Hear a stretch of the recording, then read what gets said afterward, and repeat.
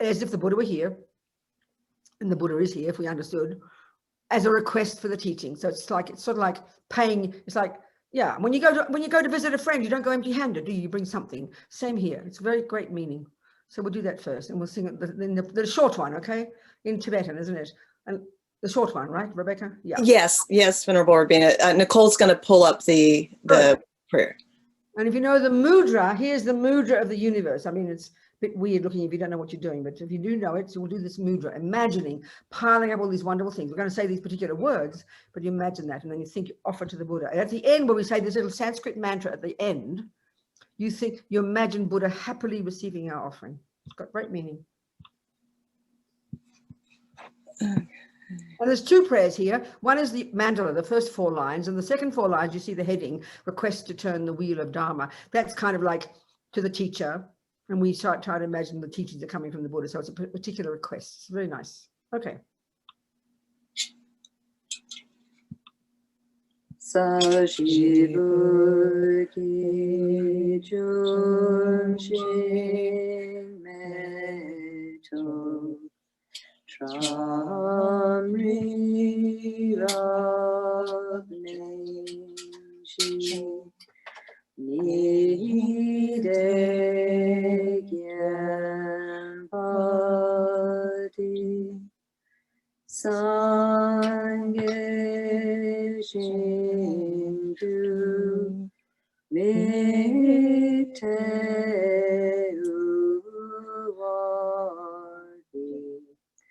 Drupunam Dakshinam Chupasho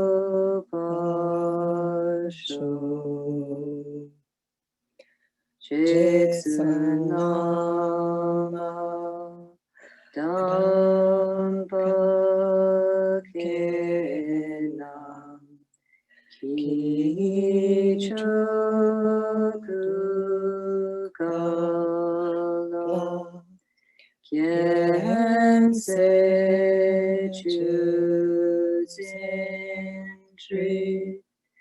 Jitatampe Dujetinmala Sabge Chuki Chapa up to so Idam Guru Ratna Mandala Kamyatayami.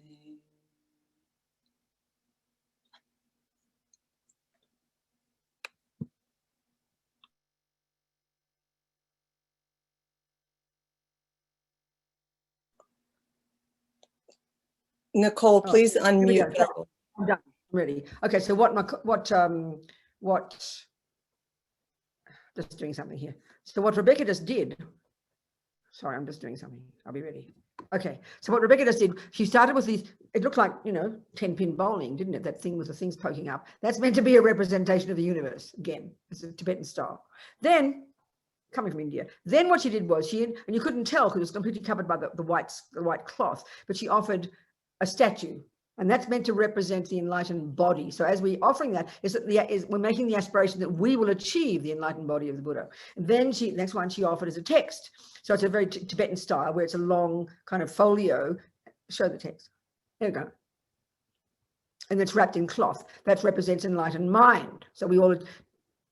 No, sorry, speech is words, isn't it? So we're making the aspiration that we achieve the enlightened speech, the power of speech, so we can be a benefit to people. And the third one is offering a stupa. You can't see it in there, all tucked away in the white cloth. It's a stupa, which represents enlightened mind. And that's, so the three, body, speech, and mind. So by offering them, and we're making the aspiration to achieve these, so we can be a benefit to others, just like the Buddha. So it's got very nice meaning.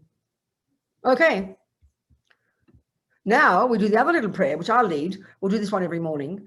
Each class, it's always the same. We do this little prayer. We've got the refuge and bodhicitta prayer there.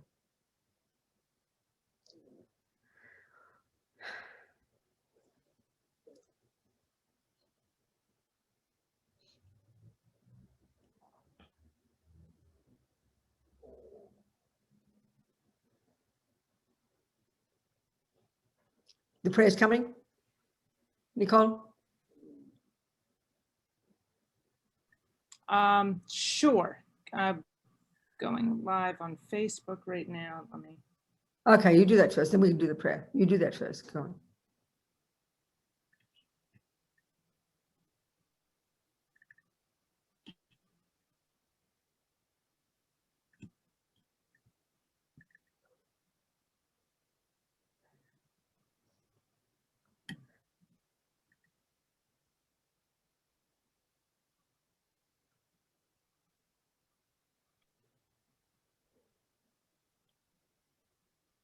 Hello, everybody on Facebook and wherever else you are.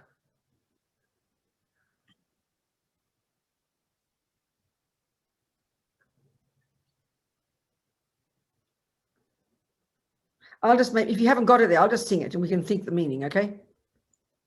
Do you have it? I can't find it. Okay, never mind. Next time, we'll have it next time. That's the one we'll do every time. So that if we've been around with each other and you've been the teachings, you know this one. It's very simple. There's this little prayer, these thoughts. Prayers are just thoughts, and every thought counts. And we're going to discuss that exactly today with karma. So the first two lines are for those of us who already identify with being Buddhist. It's reiterating our reliance on the Buddha and the Dharma and the Sangha. And because every thought counts, it's not just meant to be meaningless. We don't think it matters. We think, oh, it's only in the mind, like as if it's not important. The absolute opposite for the Buddha. So we're reiterating our reliance on the Buddha, reminding ourselves. And then second, the second two lines are just stating our aspiration, stating out, the Tibetans will call it a motivation. We might say stating our purpose. Why are we here together for this? How long have we got? 2 hours or 90 minutes? 2 hours. Okay. 2 hours. With a wee break in between. You want a wee break in between? Okay, we'll have that. So we're just, our motivation, the best motivation, the long term, as His Holiness says, always aspire to do what is most beneficial. And if you can, then long term is better than short term. So what's most beneficial is become a Buddha. Doesn't matter how long it's going to take. That's the long term goal. So we think, why are we sitting here to listen to these teachings? Why? So we can use them as tools to help us develop our amazing potential. It's got to be done first. So we can then be of benefit to others, all the way to leading them to Buddhahood. Something like that. And I'll sing it in Tibetan, and you just, there she goes. We found it. Wonderful. Well done. And we just think those thoughts. Sangye charang soke chognam la jangcho badu dagni kyab suchi dagi chönyen gipe sonam ki drola penchir sangye drupa shog sangye charang soke chognam la jangcho badu dagni kyab suchi dagi chönyen gipe sonam ki drola penchir sangye drupa shog. And the third time, which is English, I take refuge. I rely upon. It means that I'm going to rely. I'm relying upon until I'm enlightened, the Buddha, the Dharma, and the Sangha. And so by the merits, by the virtuous karmic seeds I plant in my mind from listening to the Dharma, may I become a Buddha to benefit all sentient beings. I mean, it's a pretty long-term goal, but the Buddha would say it's possible. So we put it in our mind, program our mind with that thought. That's marvelous. Okay. Now we can take it away. Hang on a second, I've got to just.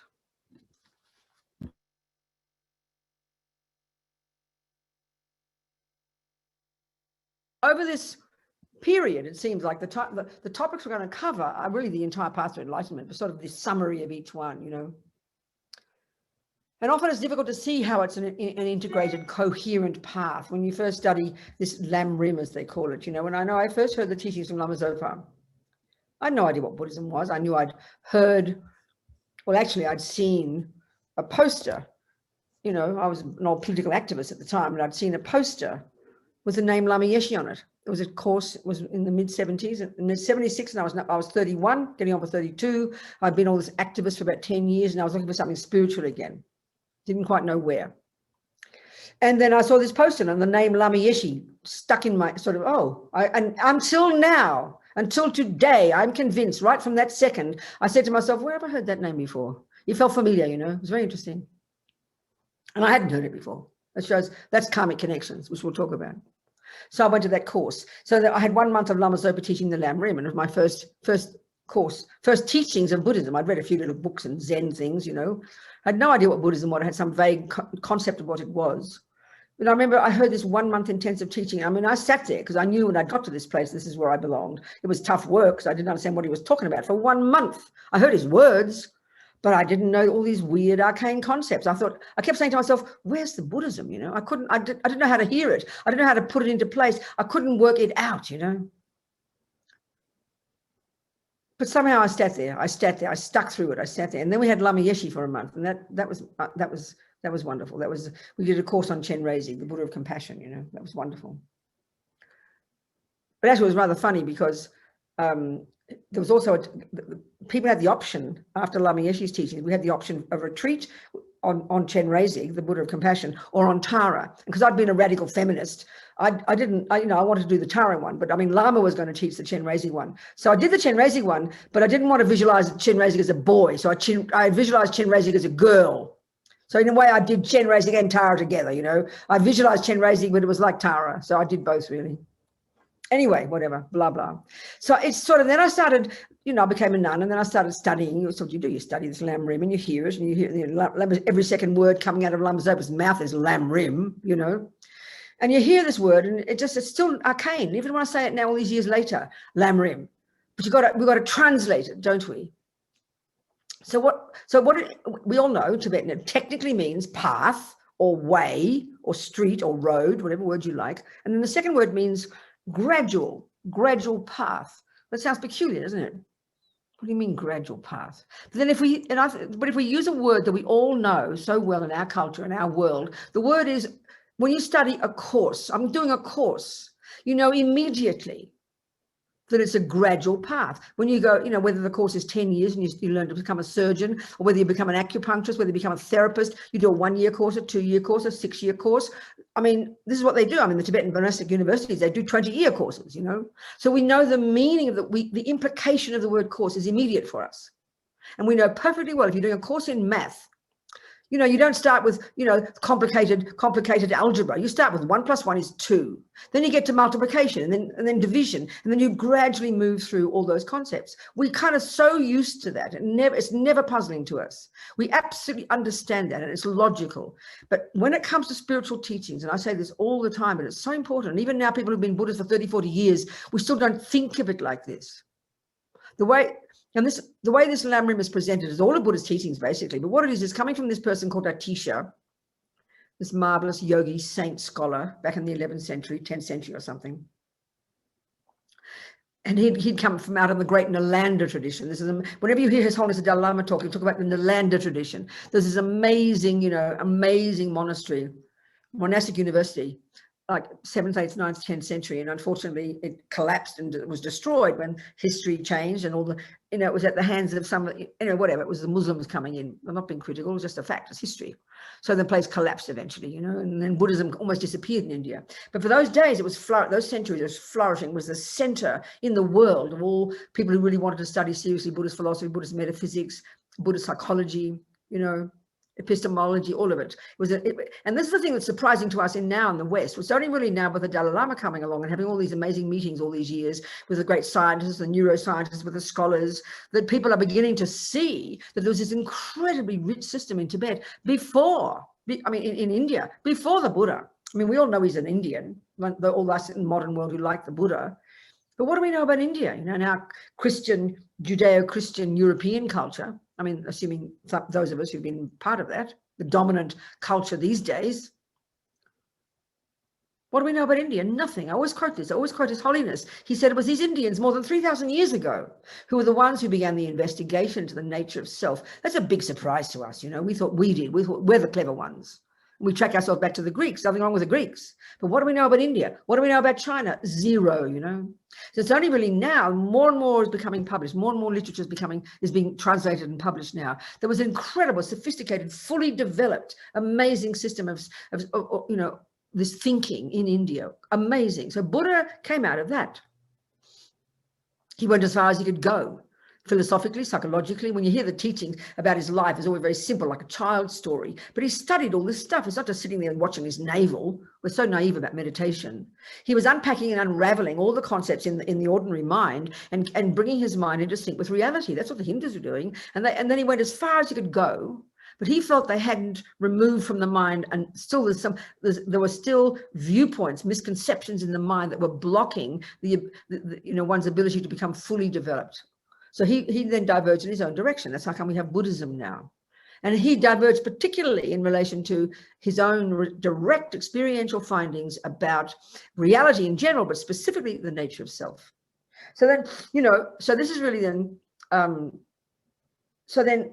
and so he taught that several hundred years. It was flourishing in India. And then about the 4th century or something, the Chinese started coming.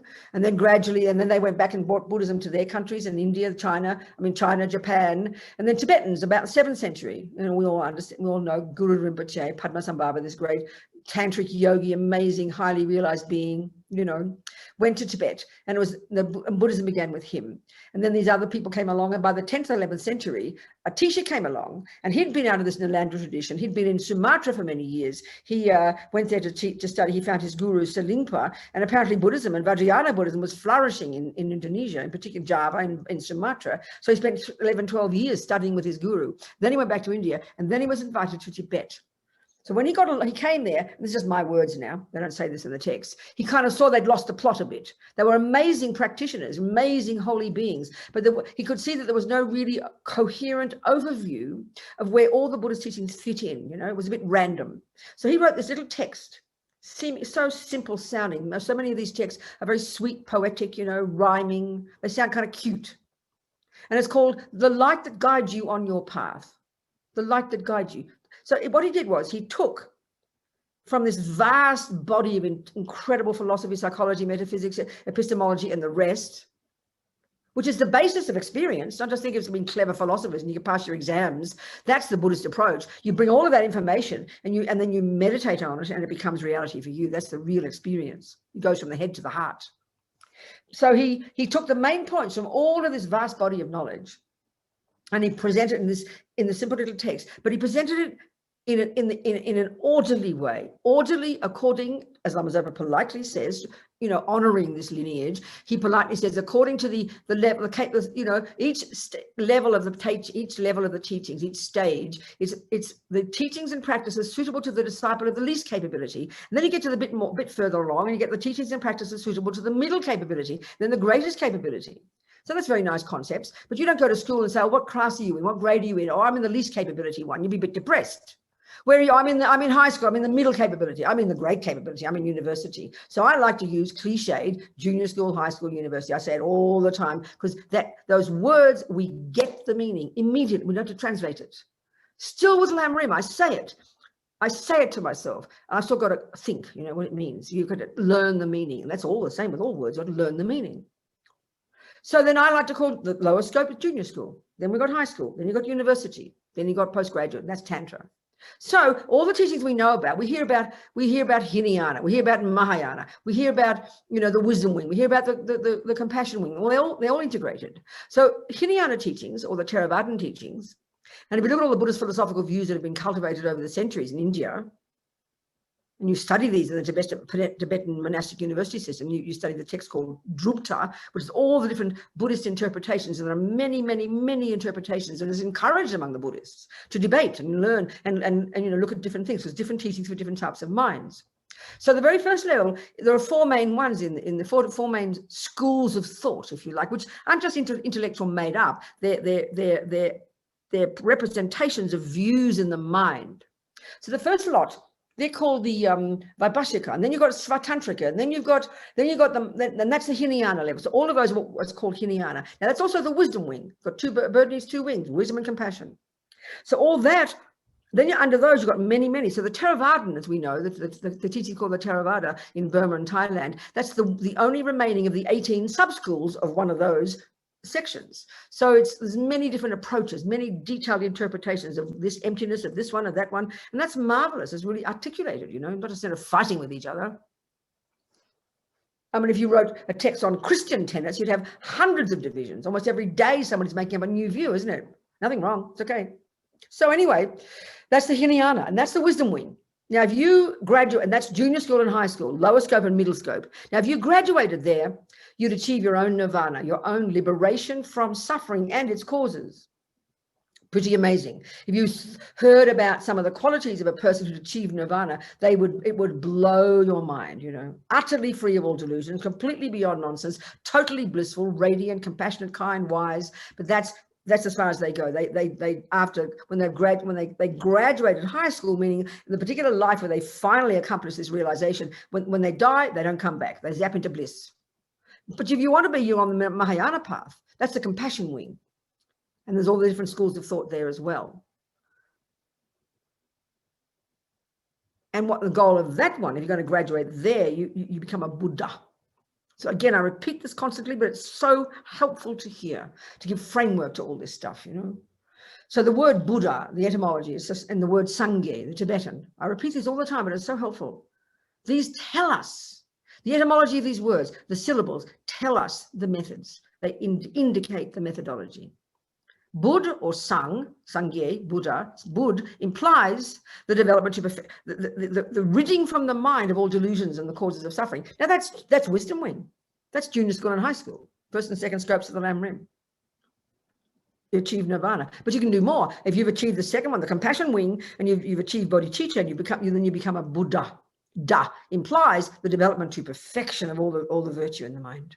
So this seems almost so simple you can't believe it. But this is the point. So therefore, that tells us the job, doesn't it? If you can get rid of all the delusions and the neuroses, the fear-based, ego, misery, self-centeredness, narrow-mindedness, all this unhappy stuff that we are very familiar with, and which in our culture, in our neuroscience, and our psychology, we assume are normal parts of a normal person, so normal that you'd be weird if you didn't have them. But that's why Buddha's so radical, psychologically. He says, no, they're not at the core of our being. How does he know that? He's found it to be true himself. Not from revelation, not from on high, not from the sky, not speculating, not from a dream, not from a vision, his own hard inner work. The second one, you can develop to perfection all the rest of the mind. Love, compassion, kindness. This is amazing. So clear, so simple. But the most difficult job we'll ever do takes many lifetimes. You've got to start somewhere. So where do you start? In junior school. And that's our topic for today and next week. So in junior school, the overt teaching, the explicit teaching is Buddha gets us to practice good ethics. So this is good. A good communist, a good Christian, a good Muslim, a good Catholic would practice good ethics. But there's different reasons though. And again, this is crucial to point this out. This is what we're beginning with today. Good ethics in Buddhist terms is called abiding by the laws of karma. So we all know the word. The word karma in the world is so well known now, you know, but really misunderstood. It's Sanskrit. It means action. So the first level of practice, junior school, is not to do with the mind yet. So what, as Lama Zopa puts it, and I like to say it too, he says we've got to control the slaves of the mind. We've got to control the servants of our mind. And what's that? That's our body and speech. That's our interface with the universe. That's what people can see. We can't access minds. Our mind, we're too gross. So we need the body and speech. We see people, we hear people, we touch people, smell them, and we harm them and kill them and rape them and lie to them, as well as be kind to them. So the body and speech do the job of the mind. So the very first level of practice, Buddha says, yeah, the mind is the point. Distinguish between the neuroses and the virtues, but that's high school. That's middle scope. That's more complicated. That's more difficult. If you're out of control and never pay attention to your mind and look at the universe, we don't, then our body and speech are berserk. Look at the world, it's so evident. The body and speech do the harm. So the first level, control your body and speech, that's called abide by the laws of karma. Well, Jesus will tell you the same thing. Allah will tell you the same thing. Lenin, if he's a good man, if they're a good communist, they'll tell you the same thing. Behave nicely, don't steal, don't lie. Think of all your other friends, you know, it's sort of obvious. This is not unique to the Buddha, but Buddha's got his own very specific approach to all this. And this is what we're discussing today, junior school, basically. So then you ask Jesus, and this is such an important point, and I always quote it again, but it's crucial. If we think we're Buddhist, we think we like Buddhism, it's not enough just, oh, I like Buddhism. I think it's, oh, yeah, I like Buddhism. It's not enough. It's too weak. It's too intellectually lazy, you know. You've got to know why. What is it? And what are the distinguishing characteristics? It's not to find fault. It's not to sort of argue. I mean, look at His Holiness Dalai Lama. He spends all his time bringing people together, finding common ground. We must do that. There's no question. But if we want to study, like, you know, if you've got 6 different yoga schools all fighting with each other about what's best, you've got to learn to find common ground. There's harmony. But if you do study in one yoga school, you've got to go deep into that style of yoga, and you're going to find 27 differences, and that's perfectly fine. Don't get nervous about that. But our trouble is we get fanatic, we get attached to our yoga, and then we start criticizing the other yoga group, you know. I mean, I found that when I was an old radical lefty in political activity. You're so noble, you want to change the world, everything's fantastic, wow, wow, wow, all the suffering out there. And within 10 minutes, you're fighting with all the other groups because they're wrong and we're right.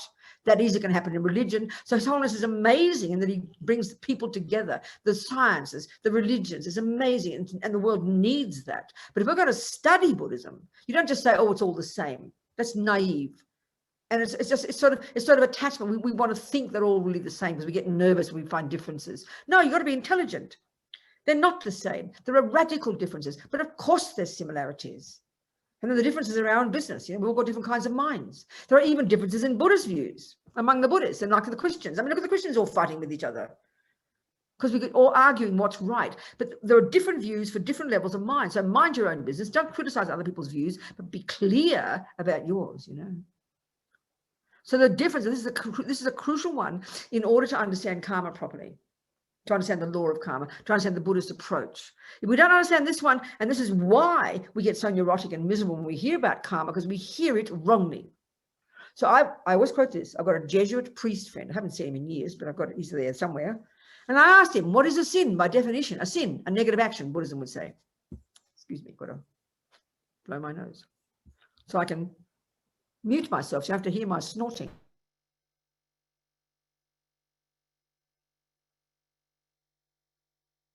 So I said, what is a sin? What defines something as a sin? He said, what defines something as a sin is that it's against the will of God.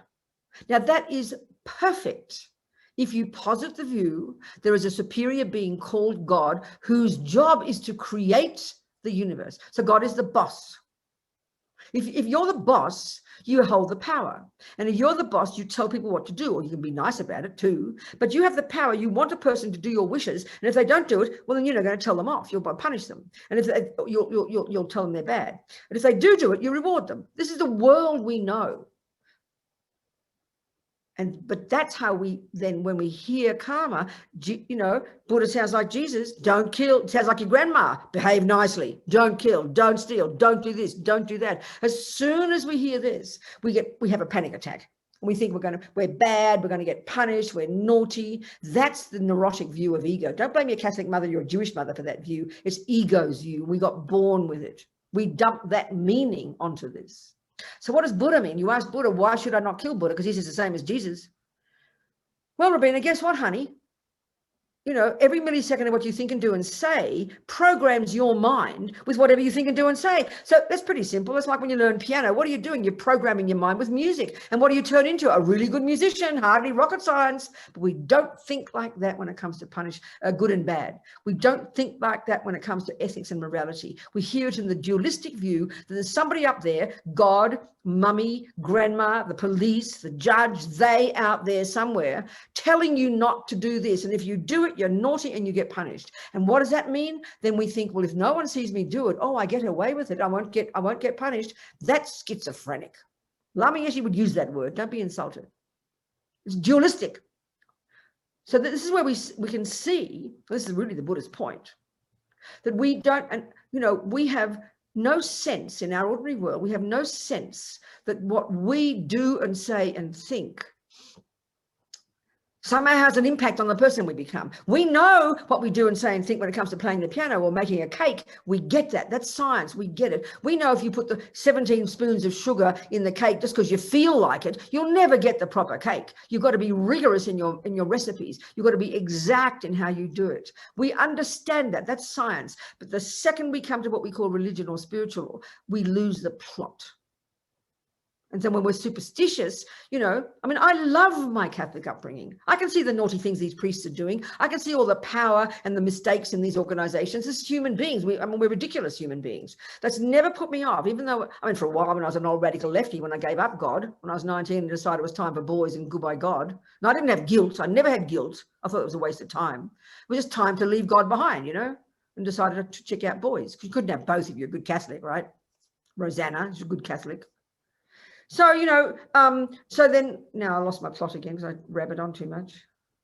So, okay, this is such a major point. So when So even for myself as a Catholic, I didn't have that guilt very much. I didn't have the view that God was my creator. I must have been a Buddhist from the time I was born, you know, because the Buddhist view, because the Buddha view Buddha is not the equivalent of God. This is fascinating. I gave a talk at the Catholic University in Melbourne years ago. It's my city in Australia. And they asked me to give a talk at this conference. And up to the morning, I had 20 minutes, you know, the morning I got there, I always tell this story too. The morning I got there, still had no idea what to talk about. I couldn't think. So I looked up the Merriam-Webster dictionary for the definition of God. And it said 3 essential qualities: infinite wisdom, infinite compassion, infinite power. I thought, well, that's interesting. They're the qualities of a Buddha. So it seems to me over the centuries, humans have all come up with similar observations, religious philosophy, other philosophy, but we interpret them differently. So the Christian view posits that energy, posits the existence of that immense, amazing energy. They call it God, but they give the job to God of being a creator. Buddha would argue with that interpretation. He says every being can become that. You don't need creating. This is what we're going to talk about, Buddha's views, you know. Very different interpretation. So anyway, my topic was, and I'm not sure if the Catholics liked it, the similarity between the definition of God and Buddha. So I chatted away for about 20 minutes about that. And there were no questions. They called questions later, and I didn't get any questions. All the other people got questions. But that's the point here. So Buddha agrees that this amazing energy of omniscience, infinite power, infinite compassion, blah, blah, blah, pervades the universe. But that's called Buddha. Buddha, free of all the rubbish, full of all the goodness, and every being possesses that potential. That's the Buddha's view. Now, if you're a Catholic and you say that everyone can become God, that's the worst, most massive sin of pride. You could never say that. You might become one with God, but you'd never say you become your own God. Not possible. So there's very many differences. So the Buddha's view of morality and ethics, Jesus says don't kill. Why not, Jesus? Because God said he's the boss, and I'm not criticizing that view. But there's no equivalent when it comes to, in the Buddha's teachings, in a small sense there is. Buddha, as he gathered his disciples and gradually the Sangha developed and they started living together, that's how rules happen. They kind of happen organically. They started developing laws. Well, don't do this and don't do that. And when you go begging, when you go begging, because you go begging for your food, you don't put if you're attached to the vegetables, you don't put the rice on top of the veggies and hide the veggies to show that you want more veggies. And you don't put the veggies on top of the rice if you're more attached to rice. So there's little instructions that he gave for behavior. That's appropriate. They're Buddha's rules. But it's come to the big dramas of the universe, they're natural laws for the Buddha. I cannot stress this enough. Whereas, this is, again, a story I always tell, because we assume, this is not the story yet, because we assume it's coming from on high. We assume it. And then we assume we can't prove it to be true. And we assume, therefore, we have to have faith. And I'm not criticizing these views. This is perfect. Fake Muslims and Catholics with faith are amazing human beings. They live a happy life because they know they've got complete faith that somebody's got a plan. They know that someone's got a plan. At least somebody knows what's going on, and they're prepared to have faith in them. I think that's incredible. But that's not the Buddha's view. Buddha isn't the equivalent. He was a regular dude who worked hard on his mind in that Hindu system, went as far as he could go, went deeper and deeper into his mind, and found there were still some residual misconceptions in there. So then now we've got the Buddha's view, right? So there's no equivalent in Buddhism of a creator. Buddha argues with that concept philosophically, which you don't just believe or not believe it. You've got to prove the logic of it. This is not underestimated. This is what happens in the monastic university system.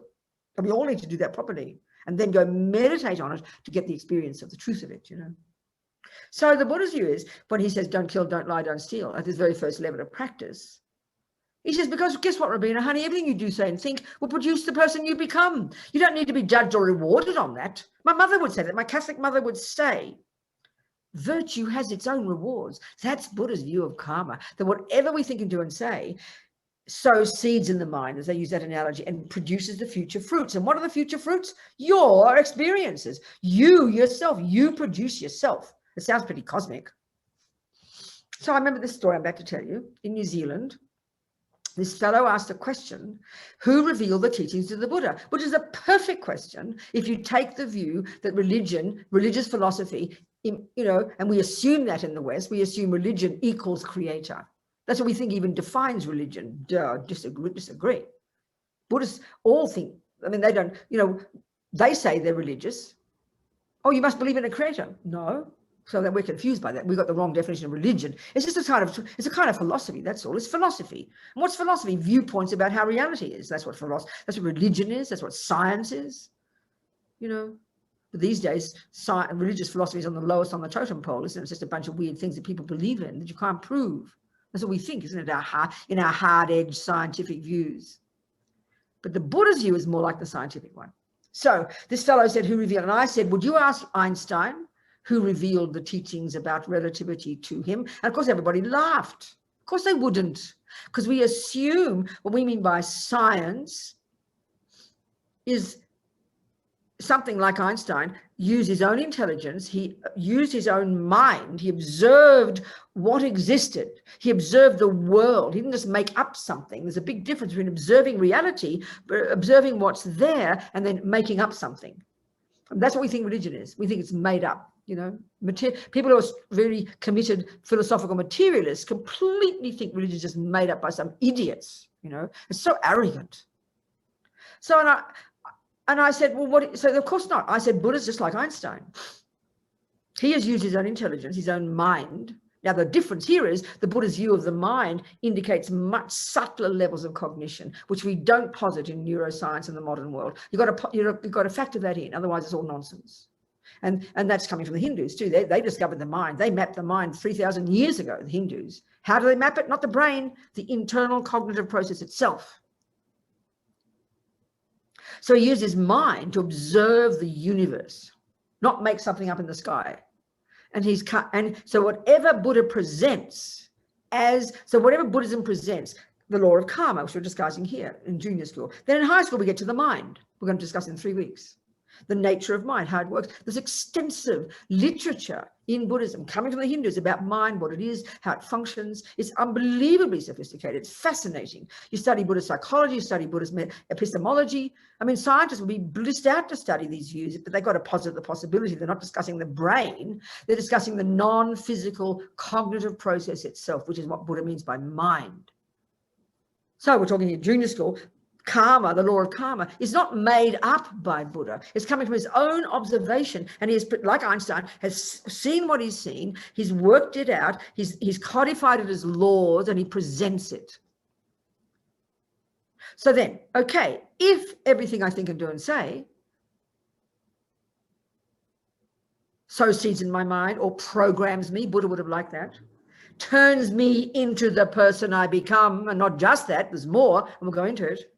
If that's true, then that's the broadest kind of definition of karma. So let's get more specific. The next level of detail is that every millisecond of whatever I think and do and say that's labeled negative or non-virtuous will necessarily ripen as future suffering, my suffering.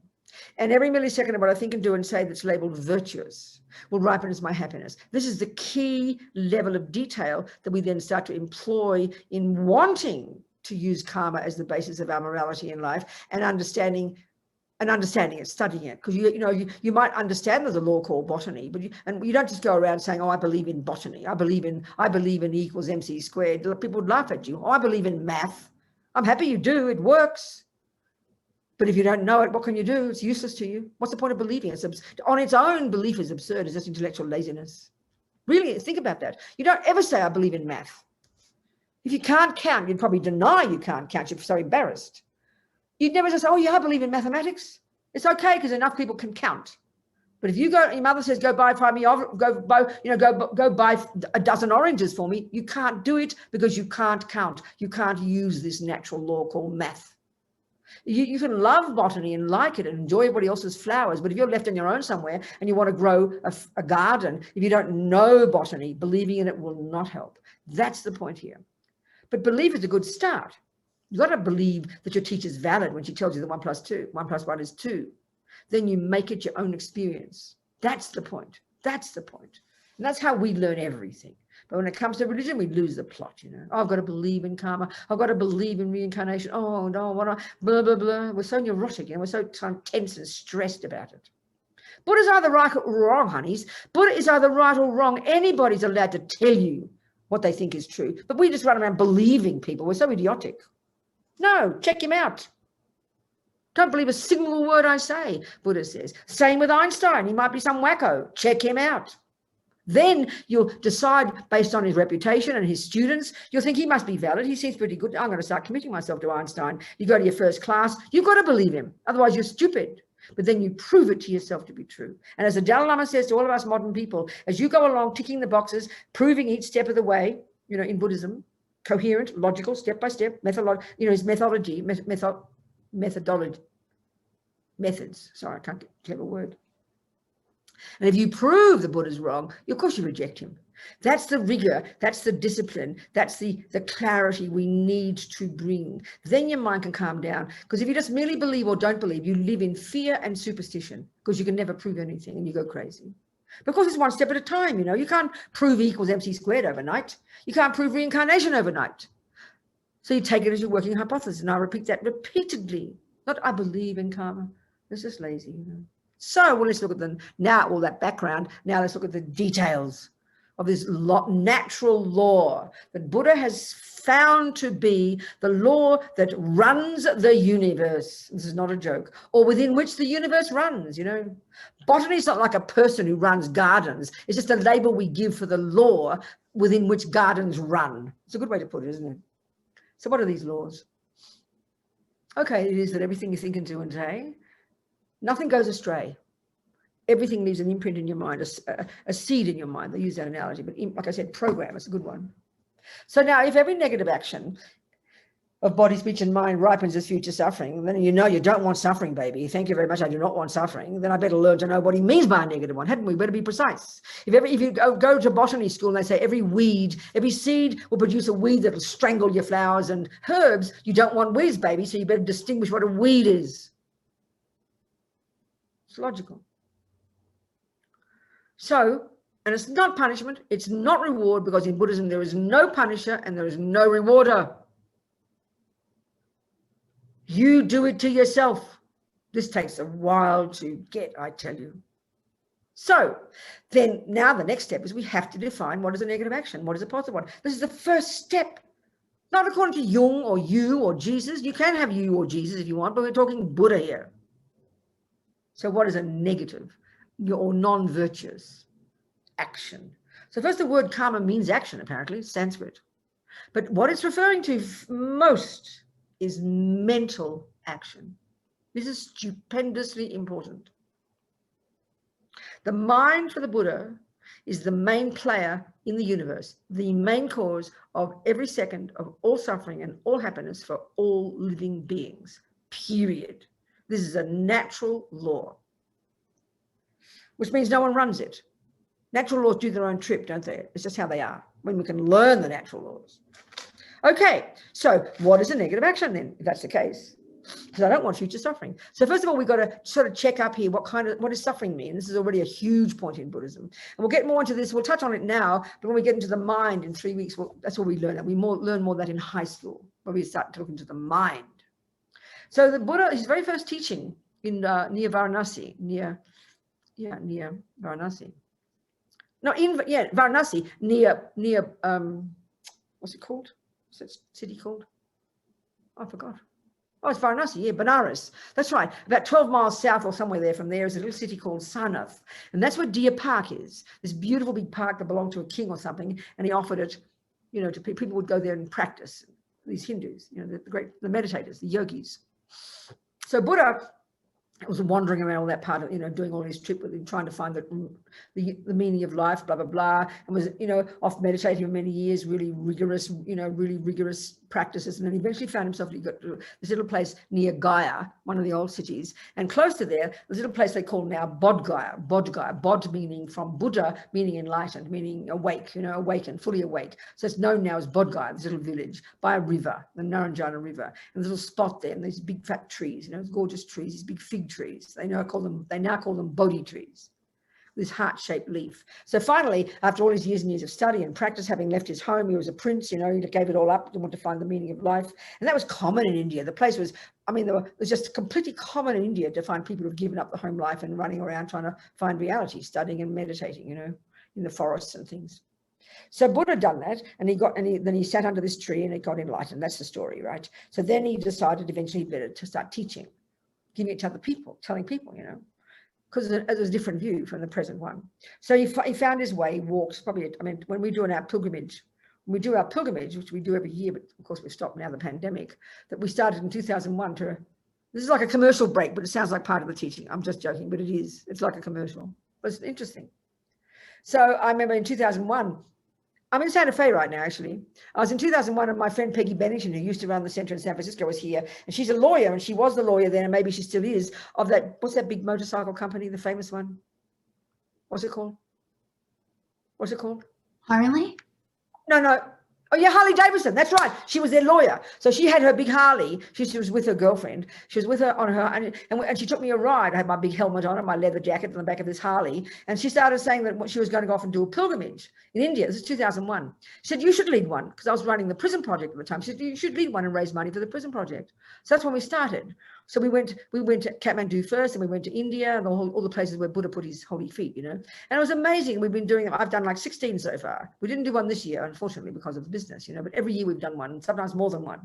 And we go to all these places. So we go to Bodh Gaya, and then our final step, because of the way the aeroplanes fly, we then finally go to Varanasi. So it takes you 8 hours to drive if the traffic's not bad, but the traffic's always bad. It's shocking. Trucks lined up for 42 miles waiting to get through borders and things. So anyway, but the Buddha walked. He walked everywhere. So his first place he went is Sarnath, Deer Park. So then he met there 5 of his old students, and they'd rejected him because they thought he was neurotic, and he'd given up all the austere practices. So they'd rejected him and thought he was just some peanut, So he came and he met them and he started teaching. And his first teaching was the Four Noble Truths. So the Four Noble Truths, or the 4 truths for the noble ones, actually. I don't think the truths are noble. And I prefer to say the word facts. This sounds more reasonable, doesn't it? Truth sounds like religion. The 4 facts for the noble ones, meaning the 4 facts of life for those who've realized it. The holy beings, So these 4 facts are all framed in terms of suffering. So the first one is there is suffering. The second one is there are causes. The third is, guess what, folks? You can get rid of them, suffering and its causes. And the fourth is the methods, different ways of presenting the methods. So what we're presenting here is, there's a typical one that's called the eightfold path. That's a way of presenting the methods. But the very one that's developed more in Tibet is called the Lam Rim, is another way of presenting those same things, but framed differently. That's all. The methods to stop suffering and its causes. So the crucial thing here then is to understand what suffering is. And these different levels of teachings in the Lam Rim relate to these different levels of suffering. And the grossest level is what we conquer with the first level of teachings, where we abide by the laws of karma. The second one is where it's more subtle, where we deal with the suffering, and that's called the suffering of suffering. And the suffering of suffering is what? That's what the world believes is suffering. It's when the bad things happen. Basically, thinking simply, look at the world, and everybody doesn't want that one. The ants, the monkeys, the humans. We don't want bad things happening. That's what we mean by suffering. And we know there are levels of it, from the mildest kind of itch, unhappiness in your poor little knee, to the most intense pain. We know this, or terrible external suffering, external experiences. The second level of suffering is more subtle and harder for us to hear and quite shocking. And we'll get into that in week 3. That's called the suffering of change. And what's depressing is it's what we call happiness. So we've got to get that one clear. But we could do what do junior school first. Then the subtlest level of suffering is called all pervasive suffering. And that is conquered, but when we realize emptiness. So there's different levels of practice, and they're all structured in the Lam Rim, to conquer the different levels of suffering. So this first level, we just got to deal with the suffering of suffering, because everybody knows they don't want mean husbands and being lied to, stolen from, being poor, being sick. This ordinary, forget about living in war zones and being terrorized or raped, We don't want that. It's completely primordially obvious. So all Buddha's doing here is giving his presentation of the causes of it, honey. So we know if you've got a problem, you've got to first identify the problem precisely. But the crucial point is you'll never get a solution until you identify the causes. This is really important. If you can't identify the cause of the problem, you'll never find the solution until the cows come home. Ever.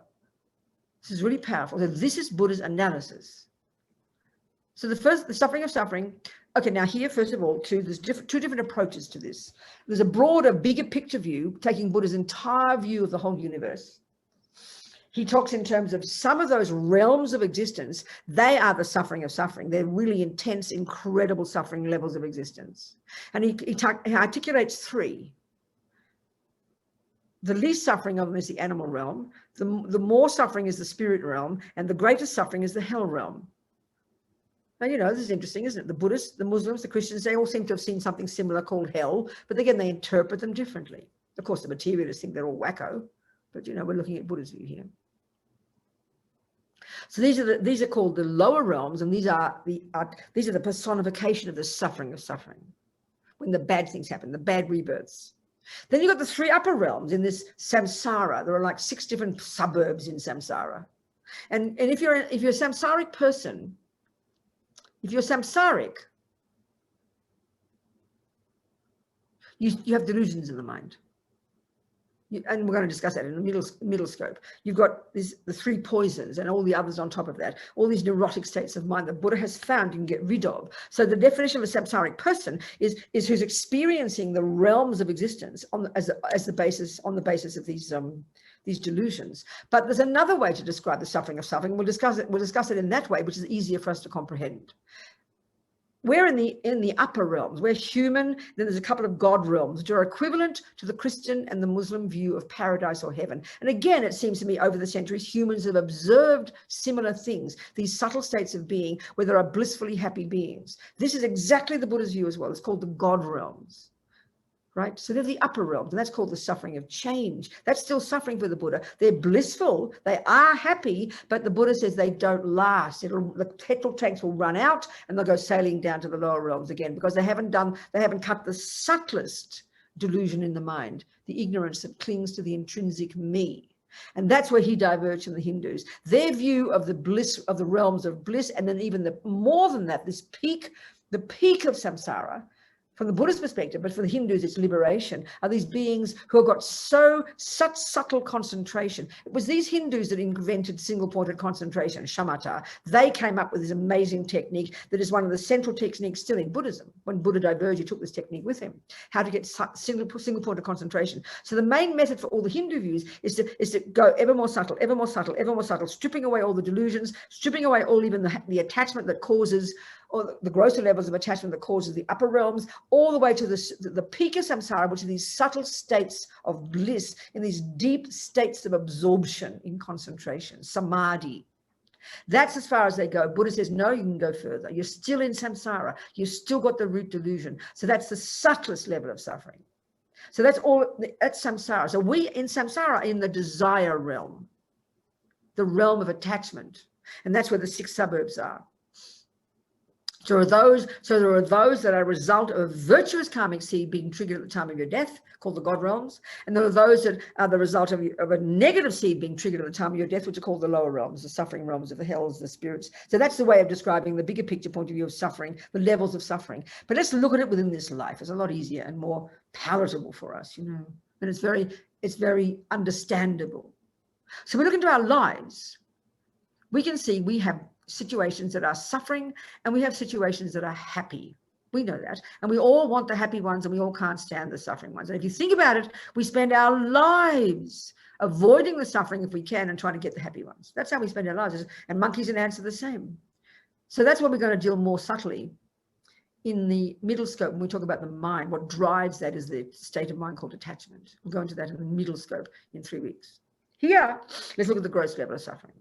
Now we know, if I take Buddha's teachings first and he says, don't kill, don't lie, don't steal. Why not, Buddha? Well, because, honey child, if you do those things, you program your mind with those actions, and you're going to have 4 different ways that those actions will ripen in the future.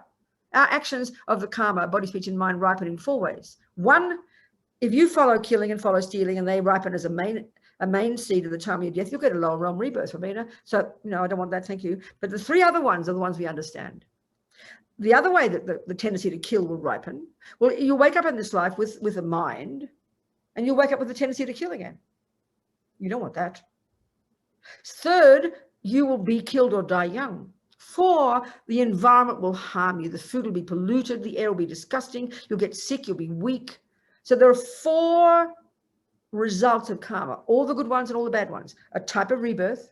In our case, we won the lottery. We got the result of virtue, of non-killing. A non-killing karmic seed was triggered before we stopped breathing in the past life, not more than a few weeks before we found our way to our present mummy's fallopian tube. They didn't make you. They're there having fun with your daddy and you become barging in. So you're the cause of that, okay? So one of your virtuous karmic seeds of non-killing in your bank vault, and we've got these bank vaults of seeds because nothing goes astray. Nothing we ever think or do or say has ever gone astray. They pop into these bank vaults. So at the time of our death, before we stop breathing, one of our virtuous karmic seeds of non-killing. And in our framework, Lama Zopa says, being spiritual practitioners, it would have been a karmic seed of non-killing practice in the context of keeping very powerful vows of non-killing.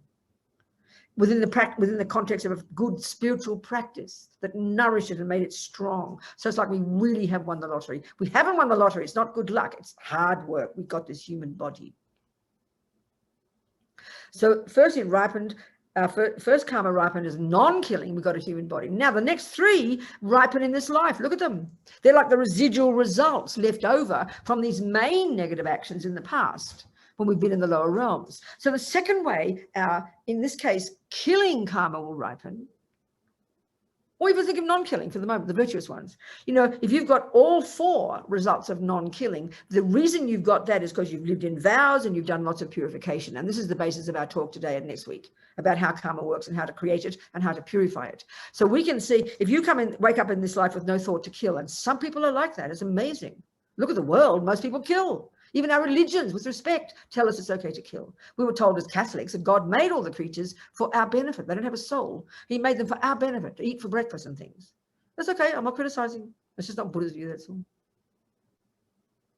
So the first way, in our case, non-killing ripened, we got a human body. We won the lottery. How amazing.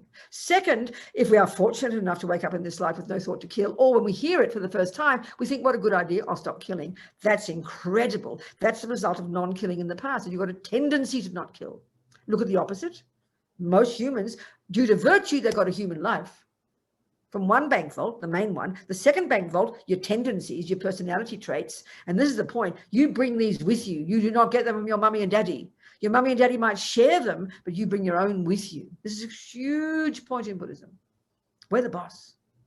So you come, look at most humans, come into this life with a tendency to kill. Kill the fish, kill the ants, kill the cockroaches, kill the rats, kill the husband.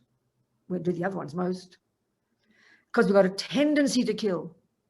From why? From not purifying the past killing, which we'll talk about. Purification is a huge practice. The third way your karma of past non-killing will ripen is called an experience similar to the cause. The very first one is called the fully ripened result, the type of realm. If killing ripens at the time of your death, you'll get a dog body, a spirit rebirth, a hell rebirth, or whatever, depending on the intensity of the karma. But we got a human one. How amazing. Second, tendency to do whatever the habit is. Third result of non-killing is so the first one's called fully ripened result. The second is called an intention or tendency similar to the cause, which means you've done it before. It's a bunch of habits, basically. We get born with our own habits. Third is an experience similar to the cause. It happens to you. And why is that? Well, we're very social beings, aren't we? Look at us. We run around. We're not living in the sky on our own. We have mummies and daddies and siblings and aunties and uncles and rats and roaches and neighbors and friends and enemies. We are living in the framework of other beings, and look at our relationships with them. We either have beings in our life who are kind to us, who are loving to us, who are sweet to us, who give us things, or we have mean people, mean animals who eat us and take our blood or lie to us or fire us at work or be harmful to us. We know that. We can see our lives. Look at it. If you thought of them, you think of your life from the second you're born up to now, you can divide all the people into two categories. Yeah, many shift categories. The ex-husband becomes an enemy. You can see that. So all of those experiences at the hands of others, that's called experiences similar to the cause. And the fourth is the very way the environment, the physical world impacts upon you. That's called environmental karma. So think of your entire life. You've got a body, in this case human. You've got tendencies and a whole bunch, some good, some bad. We all know that. 3, you have experiences, some good, some bad. 4, the physical world. Now, some people can eat peanuts until the cows come home and they don't get sick. One person just looks for the peanut and they die. That's environmental karma of past killing. So this is the Buddha's point. We've got to get used to this because it's completely not how we see the world. And even if Buddhists have been saying they're Buddhists for 40 years, until you think this and practice it and internalize it every day, it'll never become this for you. That is to say, however the environment impacts upon you, beautiful, ugly, smelly, nice, main cause of that, your past actions. However beings see you and treat you, what happens to you, main cause, your past actions. However you are in your mind, main cause, your past actions, and your own humanity itself. This is a really intense view, actually. It's initially quite cosmic, you know. We are the creators of ourselves. As Holiness says, karma is like self-creation, you know. And I'm saying in this big way. I mean, initially you don't learn it like this. You just hear, okay, be a good girl, don't kill, don't steal, don't lie. But it's good to know why. Got to know why. And sort of be all tight and tense and think I'm a naughty girl, I'll get punished. Nothing to do with that. So before we go further, let's have some questions. I can see that Martha has a hand up. Martha, what's your hand? What? You don't. You're just putting your hand there. Okay. Are there any questions? 1 hour now. A few things. Venerable Robina, there is one question from Aline. Good. Do we know where does the wrong interpretation, different interpretation of the word karma comes from? Just people's interpret as human beings hear it. They hear it, maybe they read something and they gloss over it. They make up their own interpretation. That's how we all do everything, isn't it? We all do that. Well, you know, we don't have clear definitions of things. That's why we argue. I mean, if this word, I mean, we know this when it comes to music. I mean, no, forget music, cooking. You can't just think a teaspoon is a tablespoon. You'll be in trouble. Even if you've got an Australian view of a tablespoon, you'll make a mess of your American recipe because an American tablespoon is a different definition. So this is a really powerful point in our daily lives. We know it's important with cooking and math and music, but when it comes to relationships, we are a mess. Why are we a mess? Because when I say I love you, I know what I mean. I've got my definition. I've got my expectations. I've got my assumptions. I don't really think them through. And then you've got yours, and I hear the same words coming out of your mouth, and I love you, Robina, and we actually think we're communicating. No, when the problems start, that's when the fights start. Why? Because each of us has got a different definition, a different assumption, and a different expectation. But we never think that way, and we wonder why we have problems. That's because everybody makes up their own definition. That's why. What else? Any other questions?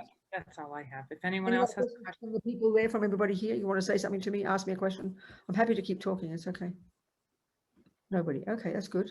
If you do, just kind of shout, turn your thing off and shout at me. Okay. Good. Okay. Or put a little note in the chat and I'll see you. Then we can talk. Okay. If ever you want. So let's carry on with the depth. So I'm trying to give the big picture first. I think it's important to get the big picture, you know. In the text, it just tells you the literal things. A killing will ripen as this. Something will ripen as that. But we need the background, I think. It's so important to hear the background. When you're 5 years old, your mummy just says, do that. She doesn't give you a long philosophical discussion, and that's appropriate. But we're not 5 years old. We're grown-up people, you know. We're like 5 years old sometimes. So I think it helps us to have a proper try and intellectually comprehend this law, because otherwise we do get these wrong interpretations and we walk around with these wrong views and we don't know why, you know. That's why I've got to keep stressing 70,000 times. There's no creator, therefore it can't be punishment and reward, because there's no punisher and there's no rewarder. Just those words are super powerful if you think it through. But it takes a while. Why? Because in our mind, we have these deep assumptions of punishment and reward. That's how we hear these things. Our mind can't hear it properly, you know. Okay, let's go to more detail about a negative action. And therefore the assumption is a positive one. Same law. So in order for an action to be what they call a complete action, which is to say a seed that will be triggered at the time of your death, about before you stop breathing, that will be the one that will cause your next rebirth. So when we died, this death process is described in the Vajrayana, great, and Lama Zopa's book that's come out, a re-edited version of Lama Zopa's book about how to help at death has come out now, and I really, really, really recommend you get it. It's called How to Face Death Without Fear. It's a detailed explanation of all the reasons behind why death is important, how to help at the time of death, and all the hundreds of practices he recommends. Well, actually, it's a list of 87, all in the back, you know, and then all the different scenarios, what to do when your loved one dies at home, what to do when your loved one dies at hospital, etc., etc. It's really detailed. So it describes in that process, in the Vajrayana, it describes exactly the way, how we die, and at what point roughly the karmic seed, among all the millions of karmic seeds in our bank vault that we're lugging around with us from life to life, because nothing we do, think, or say goes astray. The karmic seed that is triggered about before we stop breathing, which is the one that, so in our case, we can deduce whatever life we had before. We do not know. We could have been a kangaroo, could have been an ant. We don't know unless we're clairvoyant. But we have all these karmic seeds, bank vaults of seeds. Of course, Buddha doesn't talk about bank vaults, but it's a nice analogy. So the complete ones, and I'm going to describe exactly what that means, they're in their own bank vault, and there's good ones and there's bad ones. So obviously at the time before we stop breathing, and this is what Lama Zopa says in this book, the whole point of this book is the time that when a person in their life needs you most is at the time of death. Because then is when the karmic seed that will determine your next life is triggered. And that's why the most precious job at the time of death is to help your loved one, let's say your grandma, your sister, whoever it might be, the mouse, the dog, to die peacefully. Because when the mind's peaceful, that encourages the virtuous karmic seeds to be triggered. When the mind's freaking out and most people die with fear, then the negative ones get triggered. That's the most precious time at the time of death. Because this life's over now. You've got to help them get another good one. Because Buddha, of course, says every sentient being will naturally continue in future lives. It's just the way it is. Okay, so at the time of our death, we can deduce that our mind must have been relatively peaceful because one of our virtuous karmic seeds in particular of non-killing was triggered. And that meant even that our death would have been quite peaceful. Because as you go through the death, your mind gets more subtle, more subtle. So it's almost like you can see what's coming in the future because your mind gets to a subtle level, which is more powerful in its capacity for cognition. So death will be very peaceful. So our virtuous karmic seed was triggered of non-killing. So that's a complete action. So let's look at how you create. What are the conditions in place when an action you do is called a complete action? Well, it's much more nuanced than I'm going to say. I'm going to keep it quite simple, but that's good enough, Hang on.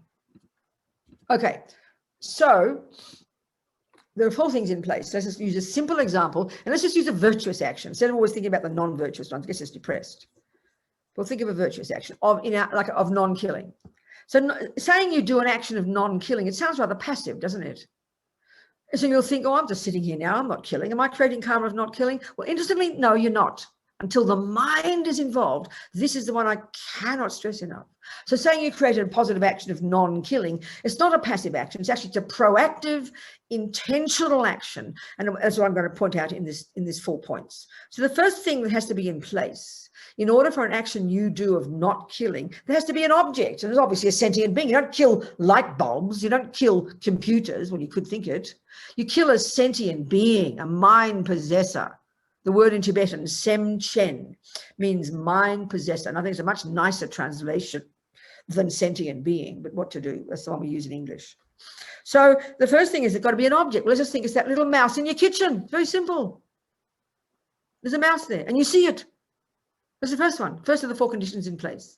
Second, and this is the most important. That's called, it's simply, a simple way to put it is simply your mind involved in it. Your mind involved in it. And there are more than this, but there's 2 main bits. 2 main bits. One is intention. And this, again, we use this word so commonly as like, oh, she's got a good intention. But here it is much more bare bones. Intention is one of the many mental factors, the many states of mind that are in our mind every single second. And it's the thought, it's basically means volition. I will. It's the most fundamental part of our mind that drives everything else. If you don't have the thought, I will, you won't go any further. You won't do anything. But most of our intentions, these I wills, there's billions of them every second. There's like every millisecond there's an intention. But we're programmed mostly in all our old habits. And we don't even notice there's an intention. That's why we've got to know our minds well. So intention is the first one. But along with that, so mixed that we think they're the same thing. This is called motivation. We would put motivation meaning your reason. So here you are, you've got a mouse. 1. 2, your mind involved. And the thought, the intention is, oh, I mustn't kill the mouse. Oh, I must be careful not to hurt the mouse. And the motivation, even the way I said it was too much emotion. It's bare bones. I will not kill the mouse. Now, what gives it its flavor is your motivation. Compassion. Oh, so when you say, oh, I mustn't kill the mouse, that's compassion. Kind of your intention is imbued with compassion, but they're 2 separate states of mind. And you can prove this. Let's say, I have a mouse in my kitchen, first point. Then the intention, another action, a negative action of killing. But the intention is, I will kill the mouse. But what gives it its flavor is your motivation. Anger. How dare a mouse be in my kitchen? That's normal. We have disgust for a mouse. It's called anger, it's called aversion. Ew, disgusting. So the intention is, I will kill the mouse. But that's just a bare bones thought. But what gives it its flavor, its character, is the motivation. And that is, in this case, aversion. But we can have another scenario. Let's say, common in our world, very common, your pussycat or the mouse or your grandmother, you see she's suffering. You see the mouse is suffering. You see your pussycat is suffering. And you think, you have the intention, I will kill my grandmother. Okay, we use polite Greek words for it. We don't even say it, we don't even give it a verb. It's a noun, euthanasia. You don't dare to say to yourself, I'm going to kill grandma. It seems too blunt. We never say, I will kill my pussy, because it's too blunt. We call it putting it down, putting it to sleep, don't we? Because we can't bear the straightforward thought, I'm going to kill her. That's what you're doing. Be blunt, please. Be accurate. But there's no flavor there. And this is now until you have the flavor. What gives the flavor? In this case, it's also compassion. Think of this one. So the second one, the first is an object, in this case, mouse or grandma. Second, a complete virtuous action will be both the intention, I will not kill, and the motivation, because of compassion for the mouse. So let's finish that action for the mouse. 3, the third component is you do the action. You catch the mouse. And the fourth one is the mouse survives. It goes out the door. Thank you, Robina. Bye-bye. That's a complete action of non-killing. There's more to it than that, but they're the fundamentals.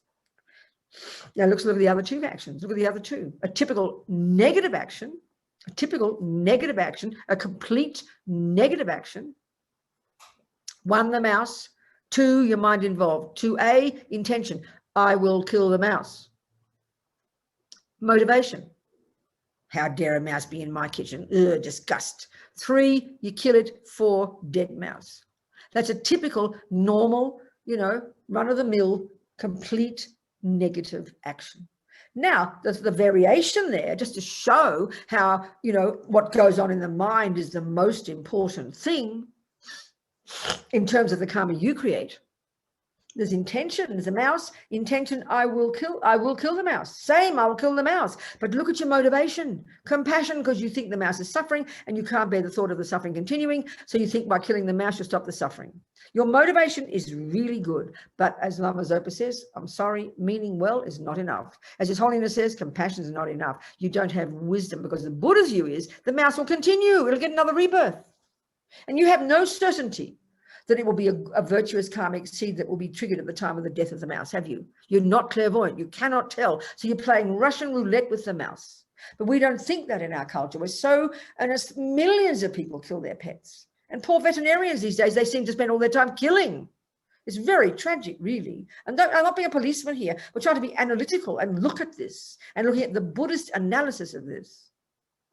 So meaning well is fine for you, because there's two things going on. There's the karma you create when you kill the mouse, but there's also the karma for the mouse who, when you kill it, for whom its own karmic seeds will be triggered at the time before it stopped breathing.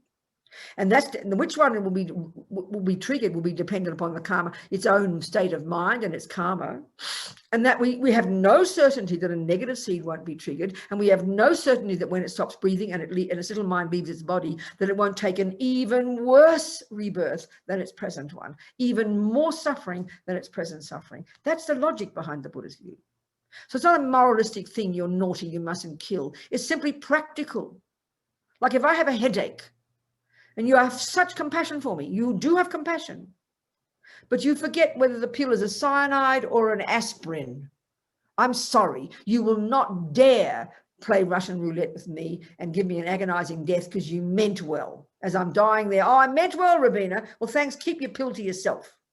So in other words, the simple point here is, if we do not know with certainty, and we get this in our daily life, forget about reincarnation, if we do not know with certainty the consequences of our action, then you are idiotic to do it. It's not moralistic, it's practical. And all of this is based upon the simple Buddhist view that the mind of all sentient beings will continue, whether you like it or not. The mouse, the grandma. And because they've all each got millions of karmic seeds in their mind, and you have no certainty because you're not clairvoyant. You haven't got that level of wisdom. Which seed will be triggered when they stop breathing? So then it is literally playing Russian roulette. It looks very nice. Oh, the mouse was so peaceful when it died. Oh, my pussycat was so peaceful when he died. I'm not being sarcastic. I always sound so blunt. I realize that. Don't get guilt because you did it. You can change it. You can purify it. It just gives us the basis for why you would or would not want to kill somebody. Now, if you could argue, if you're a holy being, I'll give you a story. Lama Yeshe, our wonderful teacher, the main Lama Zopa's teacher, my teacher, or many of us our teacher, he, in Kopan Monastery, back in the probably late 70s. Yeah, late 70s. And one of the monks there, one of the Sherpa monks was very sick. So Harry, one of our American friends, who's a meditator, he lives about 4 hours north of here now in Colorado, where there's a place called Crestone, where many monks and nuns are meditating. It's a wonderful place. They even got yaks there. You probably even think you're in Tibet, you know. Anyway, it's a lovely place. So Harry's there with Mary, his partner. She's starting her 3-year retreat very soon. He's done years, and both of them have done years of retreat up in the mountains in Nepal, you know, in caves. So anyway, Harry was trying to help this monk who was very sick, this Sherpa. He'd found a doctor. And he happened to mention to Lama Yeshe, who's his teacher, you know, that he'd found a doctor to help the monk. And Lama just said to Harry, he doesn't need a doctor, you leave it alone. So Lama didn't explain his thinking, but Harry has confidence in Lama as a valid, wise person that knows what's best for this monk. So Harry observed the monk kept getting sicker and sicker. And then eventually he went up to the mountains, up to his family. He was a Sherpa, and he died. Now, that would sound like that. You could think that Lama Yeshe was really cruel, allowing this monk to be sick and to even die and not looking like he was helping him get better. It could look like that. It looked like that, in fact. So Lama Lundup, the abbot, said to Harry has faith in Lama, he trusts his wisdom. But Lama Lundup said, well, you know, what's going on there? Lama Yeshe's clairvoyant. And I've got to say this for a second. Clairvoyance sounds like some weird hippie-trippy thing for us in our culture, you know, it's a hit and miss. Some people have it, some people don't. It's kind of weird. We don't know where you get it. You can't learn it more. It's just, we give it all this mystical nonsense, you know. But clairvoyance, for the Hindus, more than 3,000 years, and then for the Buddhists, who've accomplished this shamatha, this single point of concentration, this amazing, rigorous technique that often have to take you several years to accomplish it, that enables you to go to more subtle levels of your consciousness. It's very powerful. And you can get to these more subtle levels of consciousness. And as Lama Yeshe talks about it in his wonderful book that came out last year called Mahamudra, he gives some of the consequences of getting single point of concentration, achieving samadhi, achieving shamatha, which is genius Indians invented, and which is a crucial central technique in all of Buddhism that people like you and me right now are accomplishing up in the mountains, metaphorically or actually.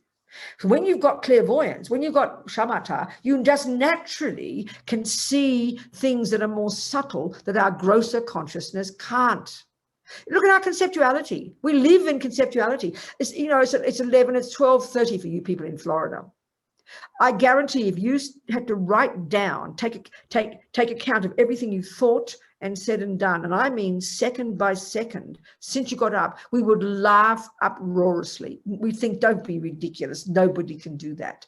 That's not true. The qualities that we can accomplish when we've just got single point of concentration, and Buddha says we've had in countless lives, you can't even conceive. Lama talks about it.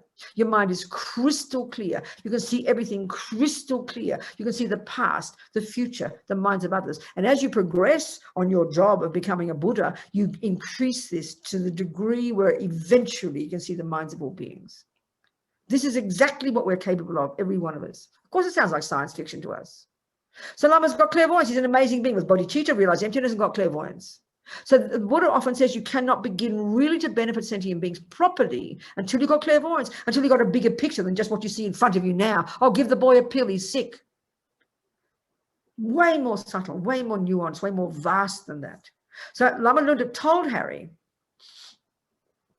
that because of Lama's clairvoyance, he could see clearly the karma this boy had created in the past. So the negative karma, remember, everything we think and do and say leaves seeds in the mind. So all these clairvoyant beings can see exactly what actions you did. They've got this ability to diagnose you so subtly, you know.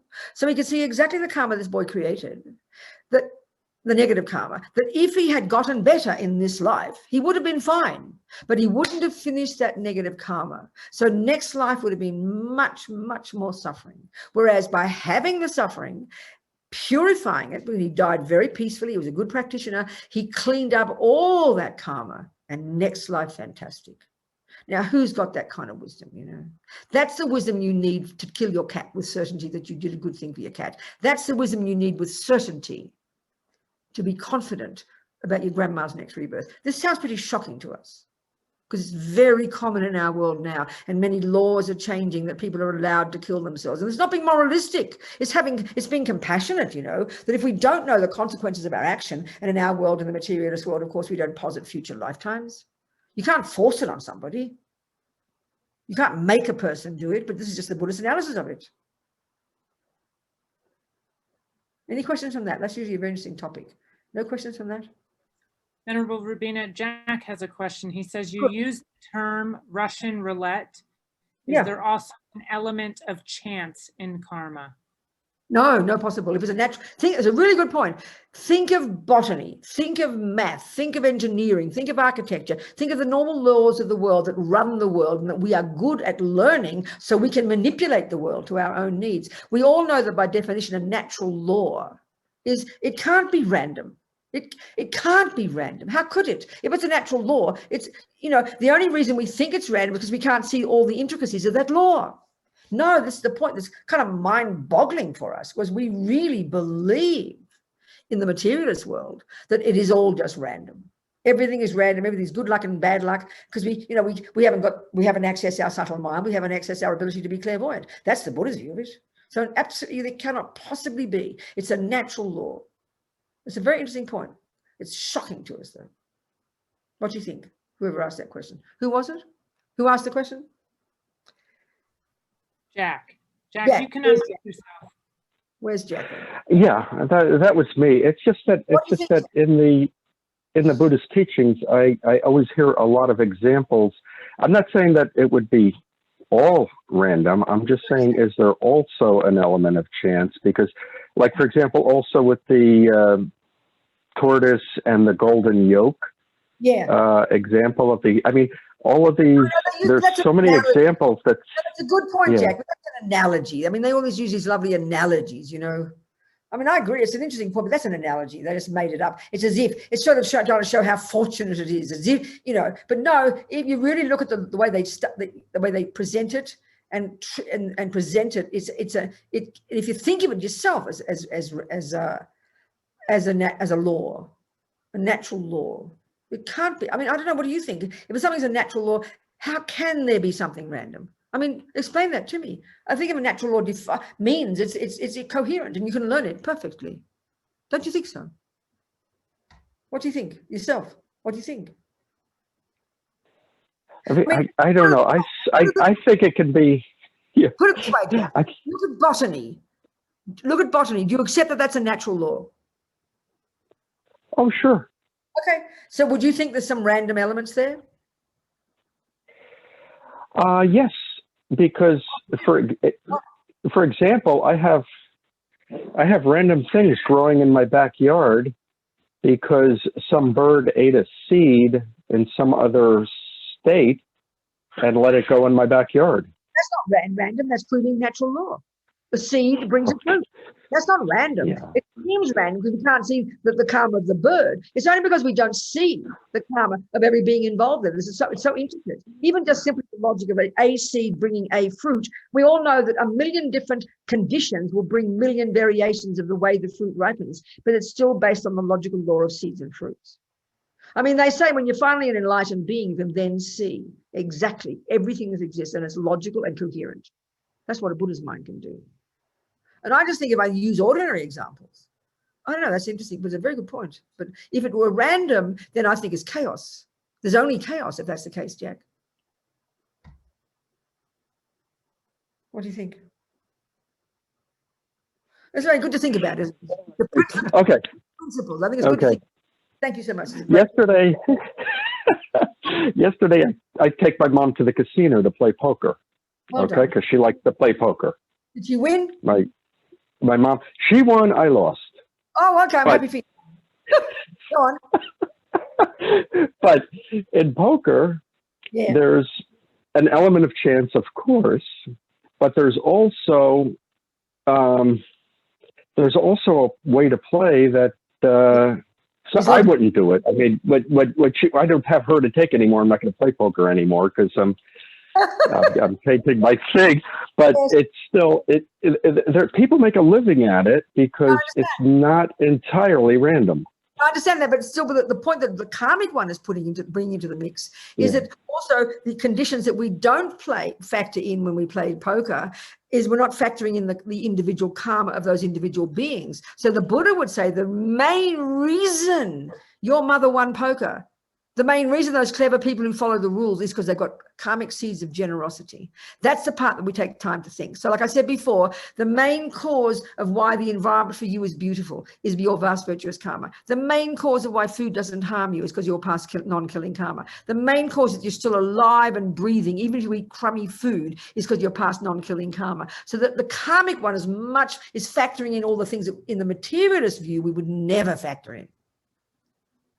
So if we were totally clairvoyant, we'd know exactly how to win at poker because you'd know all the intricacies of all the laws playing out. That's the point about karma. It's more than just the external. That's the way they talk anyway. I find it very interesting. Thank you, Jack. Very kind. Who else? Venerable Robina, Cindy Scott has a question. She says, how do we access our subtle mind to become clairvoyant? Get Just single concentration. Get shamatha. And we're going to talk about that in high school. That's this technique the Hindus invented thousands of years before the Buddha, this incredibly sophisticated psychological skill that enables you to get concentration, samadhi. But as a state of mind, this samadhi is a state of mind that's beyond the conceptual and beyond the sensory. If you saw a person who's fully developed in samadhi, who's accomplished this technique, they've accessed their subtler level of cognition, which we don't even posit as existing in neuroscience or psychology, then they would look like they were dead. This is why, again, in the Buddhist explanation of death, when you stop breathing, that's death as far as we're concerned in our culture, but your subtler mind is existing now, your subtler level of cognition, and there's even more subtle levels. So the Buddhist view, crucially, and coming from the Hindus, they posit subtler levels of cognition that don't depend upon the brain and are not anything to do with the senses or the body or even conceptuality. So you get clairvoyance by achieving this single point of concentration. So you can go up to the mountains for a couple of years, you'll get it, but you need to be prepared for that. You've got to given up lots of attachment. You have to have given up your husband and children and mortgages and dogs and cats and pets and food and dramas and movies and this and that. You've got to have given up masses of attachment to have a stable, clear mind, to find a really conducive place, having based on the right techniques, having done quite a bit of study, living in vows, doing lots of purification. That prepares you, and then you get up to the mountains 1 or 2, 3 years, depending on how good you are, then you'll get it. Okay, that's the answer. And then she says, how will we ever know if it is more of a guess or clairvoyance? How will you know whether it's a guess that is an apple seed or a pear seed? What methods would you use to prove that one is an apple seed and one is a pear seed? There's botany. There's a law called botany, baby. And when you learn it, you can tell. All things are based on laws. How do you know whether it's C major or C minor? Because you've learned Bach's music. There are always laws underpinning everything we do. It's just that we don't think there are laws underpinning our experiences like this. This is Buddha's expertise. This is not, it's the same thing. Does that make sense? Where are you, sweetheart? Cindy, talk to me. Does it make sense what I said? Cindy, she's not there. She says yes. Thank you. Perfect. Oh, I'm very happy. Okay, next question. How are you people? Jack. Hello, Cynthia, Zach. Hope you're there, darling. Hello, Brian, Jill, Robert, Judy. What are you people? I'm so happy. Lisa, Felicity, David, Isla, Layla, Marta. Come on, any more questions? I'll keep chatting away. Yes. Benjamin says, I have a question for Venerable Robina. Where does free will come in if we are constantly bombarded by our karmic actions from the past? I understand. So there's a whole bunch of assumptions in your, who's the person again? Benjamin. Benjamin, good. There's a bunch of assumptions in your question, Benjamin, and we have to unpack those assumptions, okay? So first of all, I find it always most interesting that we all say free will as if it's some kind of scientific truth. I'm not being rude, but we've got to track it back to its source. And what's its source? Jesus Christ. The teachings in Christianity, I'm not criticizing, but that's its source. I don't know if Muslims talk about it, but it's come from in Christianity, and we're in a Christian culture here, so it's kind of predominant. We hear that God, when he made us, gave us free will as opposed to the animals. So what do we mean by free will in general, without too much fuss and bother about the meaning, but I want to unpack the meaning. What that means is that we've always got a choice, as opposed to being idiotic and not having a choice. Well, I think, first of all, before we go further, let's look at that, Benjamin. I think that's complete nonsense. If you have a tendency to be depressed or angry or anxious or jealous or to lie, check the last, it says depression. Check the last time you sat there and thought, I think I will get depressed. No, I think I won't get depressed. If you are at that level of brilliance, you'd be a Buddha by now. No. So listen to this. What is the main cause, Benjamin, of your depression? Not the external condition, which is what we think it is. It's simply the habit in your mind of having been depressed before. Every time you play the piano, if you're so good at the piano, and you just, you know, your fingers can whiz up and down the piano. You don't say, I think I will now choose to play middle C. No, you're programmed in it, baby. You will just play it whether you like it or not, because you've programmed your mind with that tendency. So your ability to play C major now, middle C, is because you're familiar with it and because you've done it before. Honey, that's the meaning of karma. We already know that in this life. We train ourselves to do things, and you know that doesn't. So in that sense, free will is an absurd idea. I'm not being rude to Christianity. Free implies it's not contingent upon anything. It implies it's not dependent on anything. Well, nothing exists without depending on something. That's completely nonsense. So yes, if you can see in your mind the thought arising, I will stop killing, to say that you've got free will means it doesn't depend on anything. That's just plain stupidity. Your ability to have the thought, even, I will not kill, is dependent on your habit to not kill. Like the same ability to place middle C is based upon your habit. Well, you just extend that habit to past lives. There's not a fraction of difference. So everything is contingent. Or another way to put it is like saying everybody has the free will to get rich. Everybody has the free will to say, I will not kill. It's just not possible. We know, I mean, look at lots of humans who kill. Like if you say to a person who, let's say, is a fisherman who loves fishing, I'm not criticizing, just looking, who loves fishing, goes fishing every day, thinks about fishing, it's his identity, everything. You say to him, you say he's got the ability to stop killing any minute. It's total nonsense. Of course he hasn't. It's like a person who's tone deaf. A person who's tone deaf has not got the will to play a note on piano because they don't have the conditions. A person who does not have any access to any tendency in their mind to not kill cannot at that moment in time choose not to kill. The other conditions have got to flourish and be nourished for you to be able to make that choice. So it's very quite subtle.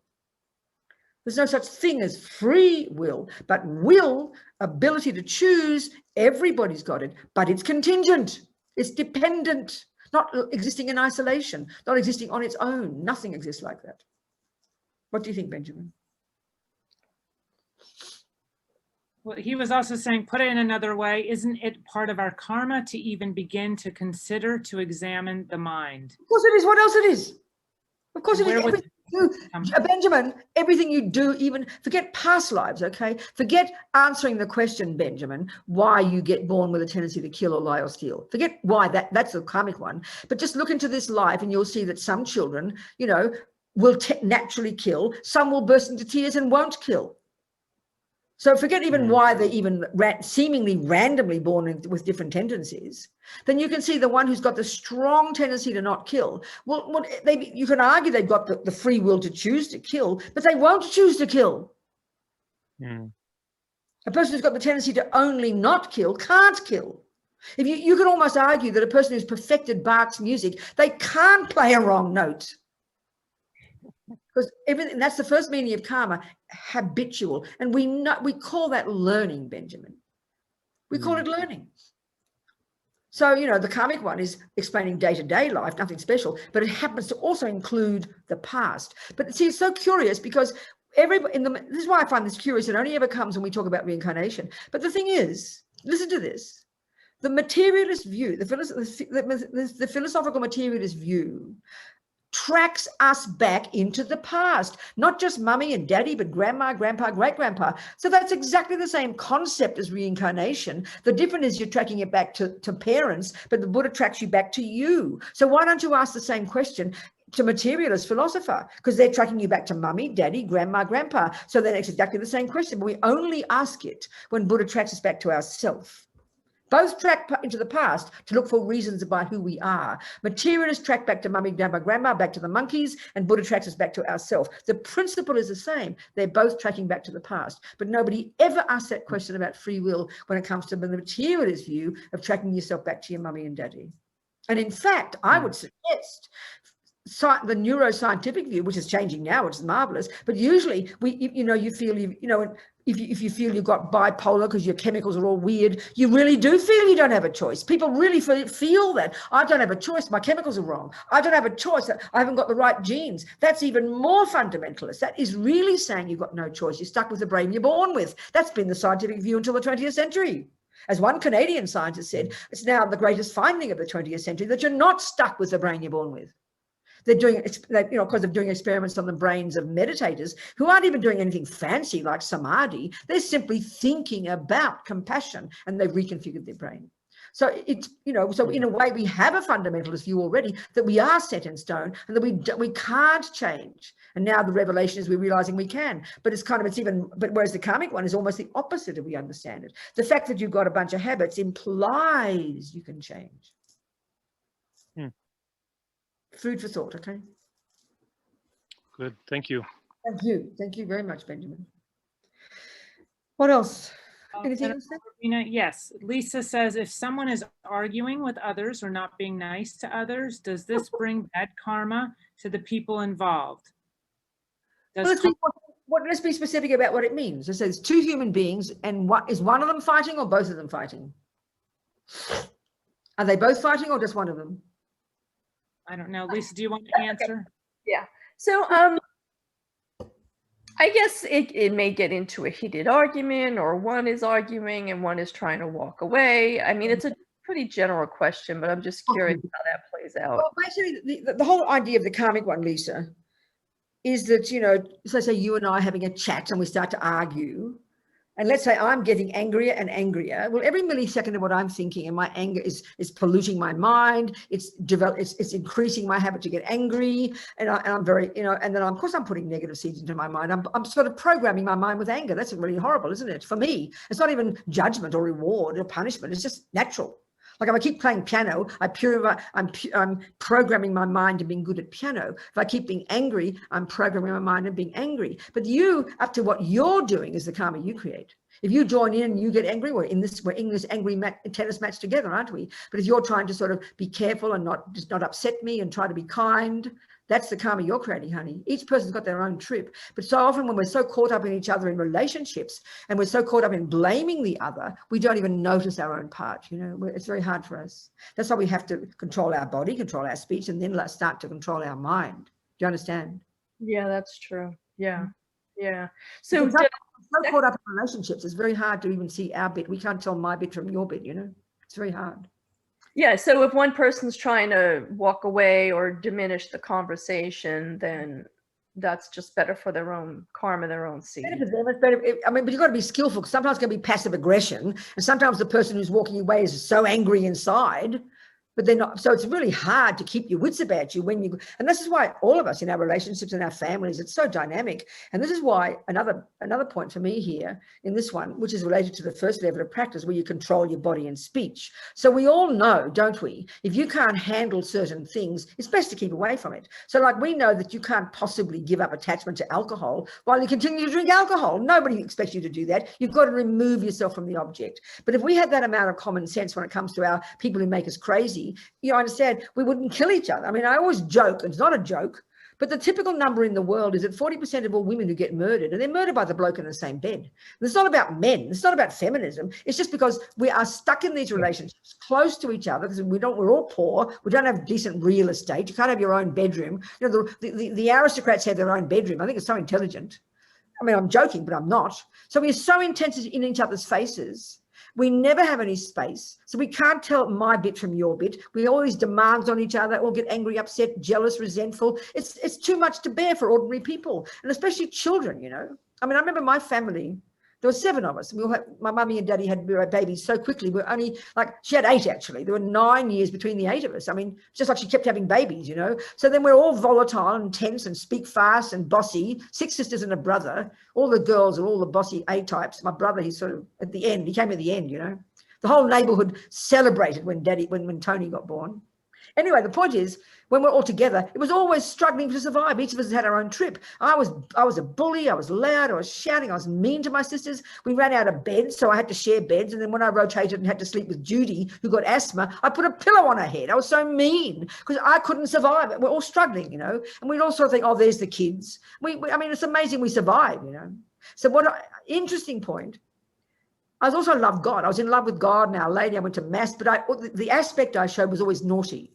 So then my mother, I was so naughty by the time I was 12. She found me walking up and down the main street in her high heels, in her lipstick and her earrings, trying to seduce the greengrocer's son, you know. I was like 12, I think. So she was so shocked, she sent me to live at school. It was a Catholic convent. So I lived there. Well, overnight I became a saint, because this is my point now.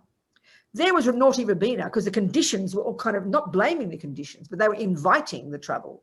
But as soon as I found my own space at school, my own bedroom, it was like a miracle. I studied for the first time. I went to Mass every morning. I was like a little saint, because the new conditions nourished other parts of me. So when we remember this, our own selves, the very first level of practice is like being kind to yourself. Give yourself a damn break. Have 5 minutes in some place, but to be full on in front of each other's faces every day, no wonder we try to kill each other, or no wonder we kill ourselves. You know, it's too much to bear for ordinary people. And then we put ourselves down for being angry and jealous. It's too much to expect of ourselves. We should be kinder to ourselves. Do you see what I'm saying? And the whole first level of practice, and we've hardly gone into it, have to continue next week, is about how to control our body and speech, how to behave better. But you've got to give yourself the conditions to behave better. And that's not easy in our lives. You see what I'm saying, Lisa? Yes.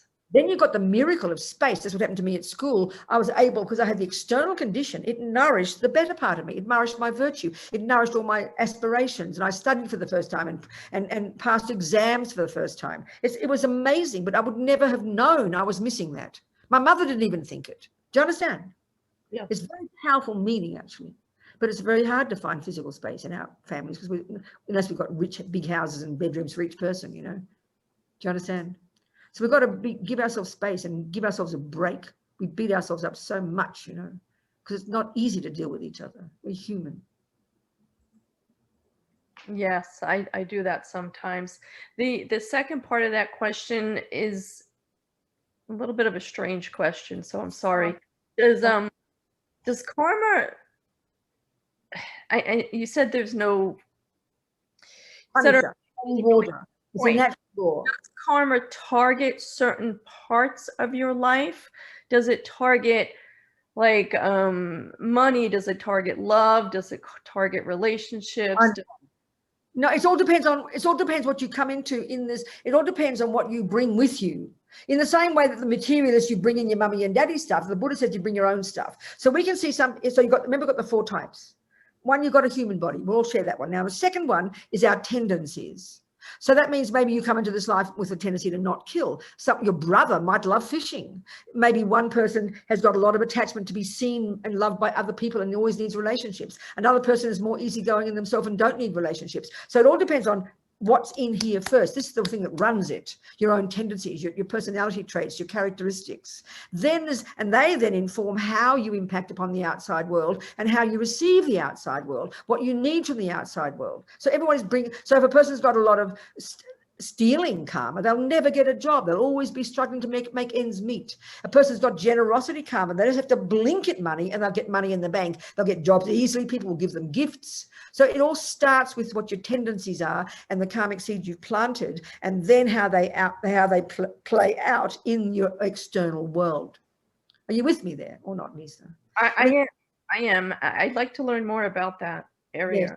I understand that. No, it's the thing is in the teachings, the very traditional teachings, they kind of just list the simple way of presenting. What I'm doing is putting meat on the bones, you know, for being a bit familiar with it. But the course notes that you've got now, if you take the course notes that Nicole put up online. There's one there that's suitable for phone. It's about 700 pages, and then one that's suitable for a tablet, about 350 pages. It's a course I gave on this entire topic of the Lam Rim from A to Z in 15 years ago, and we used it as our course notes at the Lam Rim course in Copan last year. So it's all of this stuff is, you know, the karmic one. There's about 6 chapters. It goes through all this, talking like I'm talking now, or similar to this. So read that. I think give you a bit of food for thought. Thank you. Next week.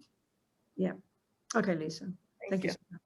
Thank you, Venerable Robina. Alex says, if our experiences are a result of our karma, for example, a difficult relationship, and we do things to limit our contact with the difficult person, are we preventing or delaying the karma from ripening? No, that's a really good point. It's up to your approach to it. So what that means is, let's say, you know, you leave that partner because you just can't cope with this intensity. Your own mind is not able to cope with it.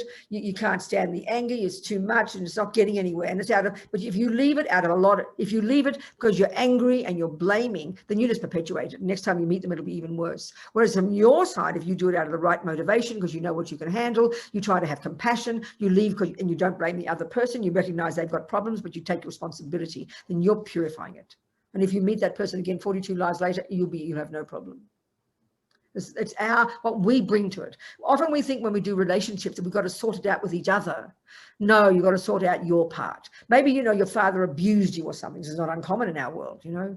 Your father abused you and you start recognizing this, and you might never fix it with your father. You might even never acknowledge it to your father. You might never, but we feel we have to go to the father and we have to tell him and we demand him to apologize. You'll go mad if you do that. The Buddhist approach is, you know, you clean it up in yourself. It's due to your past karma. You've got this relationship with this person from many lifetimes ago. You clean up your part, and that's the purification practice we'll talk about next week. Then you can completely fix it in your own mind to the point where you will have love and compassion for your father. But he might not do anything. He might live in denial. You might never see him again even. That's his trip. You work on your trip. And it's a bonus if the person can acknowledge. We sometimes need to be heard. It's important, but in the end, he might not hear you. He might never, ever acknowledge. But our trouble in our culture, we demand the other person acknowledge. Otherwise, we think we can't heal. We can heal without the other person doing anything. That's our job. And this is really powerful practice.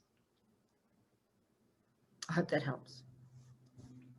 What else then? Thank you, Venerable Robina. Does David Gray have a question? If you do, you can please unmute. No, he doesn't, he said. No, Okay. Aline? Aline, go, sweetheart. What's the question? Hello. Hello, darling. Hello. Aline's Hello. boyfriend. Hi. Oh, I don't know your name. What's your name? Hadeep. Hadeep, yes. So just like we have a dog. All right. My question is back to the rats in the kitchen. Yes. And its karma. So if the rat's karma is already set by previous actions, and my motivation is to kill it with compassion, Yes. how am I able to change the rat's karma if it's already set by previous action? You can't change the rat's karma. So you can't change, but you can facilitate. But the point is the rat might have the karma to be killed by you, but Hadeep, it's created many actions of non-killing as well as killing. So it's also got the karma to be not killed. So it's up to you to be compassionate and to help not ripen the rat's karma to be killed and to not kill it. How kind of you. But you can't change the rat's karma. It's got to do that itself. But you can facilitate. It's got the karma to be killed. Listen, it's like this. This is a bit of a brutal example, but it's a good one for my mind. I had an abortion when I was 23. I'll try and explain what I'm meaning. It sounds so peculiar to talk about killing a baby and killing a rat, but it's a similar style, okay? So I had an abortion when I was 23. Now, put it this way, the conditions at the time, everything was perfect to make it as easy as possible for me to have that abortion. The moment I got pregnant, I was a hippie at the time, and I was a good hippie. So I thought, that second I thought, oh no, I'm pregnant. And that second I thought, I'm going to have an abortion. I didn't think I'm killing. I didn't think that. but I just knew I didn't want what would come out the other end. Then suddenly I learned, and I was in London, it was 1968, I was, and the National Health had just approved abortions to be free on the National Health. And I thought, how lucky I am. So I was able to go straight to the hospital. I had an abortion. Everything worked beautifully. I felt lucky. Now, what that is implying is this. First of all, the karma was very strong in my mind to even have that thought, but it was specific to that child. Karma is really personal. That being created the karma due to the past life. First, they became born a human. They got the human karma, a virtuous karma seed was triggered at the time of their death. They ran like a magnet to my womb when I jumped into boy with that hippie boy. Then they had the other karma to be killed by me, and that ripened when they were 12 weeks old in my fetus. In my womb, it was a wee little fetus. So it's other karma to be killed. So you can now argue this. Its karma to be killed was so strong. The karma between us was so strong. There was never any hindrance to it happening. So the baby came in, I got a baby killed, and that was at the end of that. So that's the karma of me and the baby. There's an interdependent scenario going on there. Now you and the rat are the same. Maybe that rat has such strong karma to be killed. You have the karma strongly to kill that rat with never a thought. Well, it'll all happen beautifully. But you might have a doubt. That means then you miss the rat. You go to kill it. Now the rat has also got non-killing karma, and in this case, it's non-killing karma ripened, and you missed it. It didn't get killed. So there's the rat as much as you involved. You work with your bit. It works with his bit. Am I communicating at all? Yeah. Yes, thank you. So this is why for women with abortions, because we all have people have terrible guilt and pain because of abortions. Is that it's like we're in a tennis match together. Me and that baby equally, we played our own roles. Yes, I killed that baby, but that baby created the karma to get killed really strongly.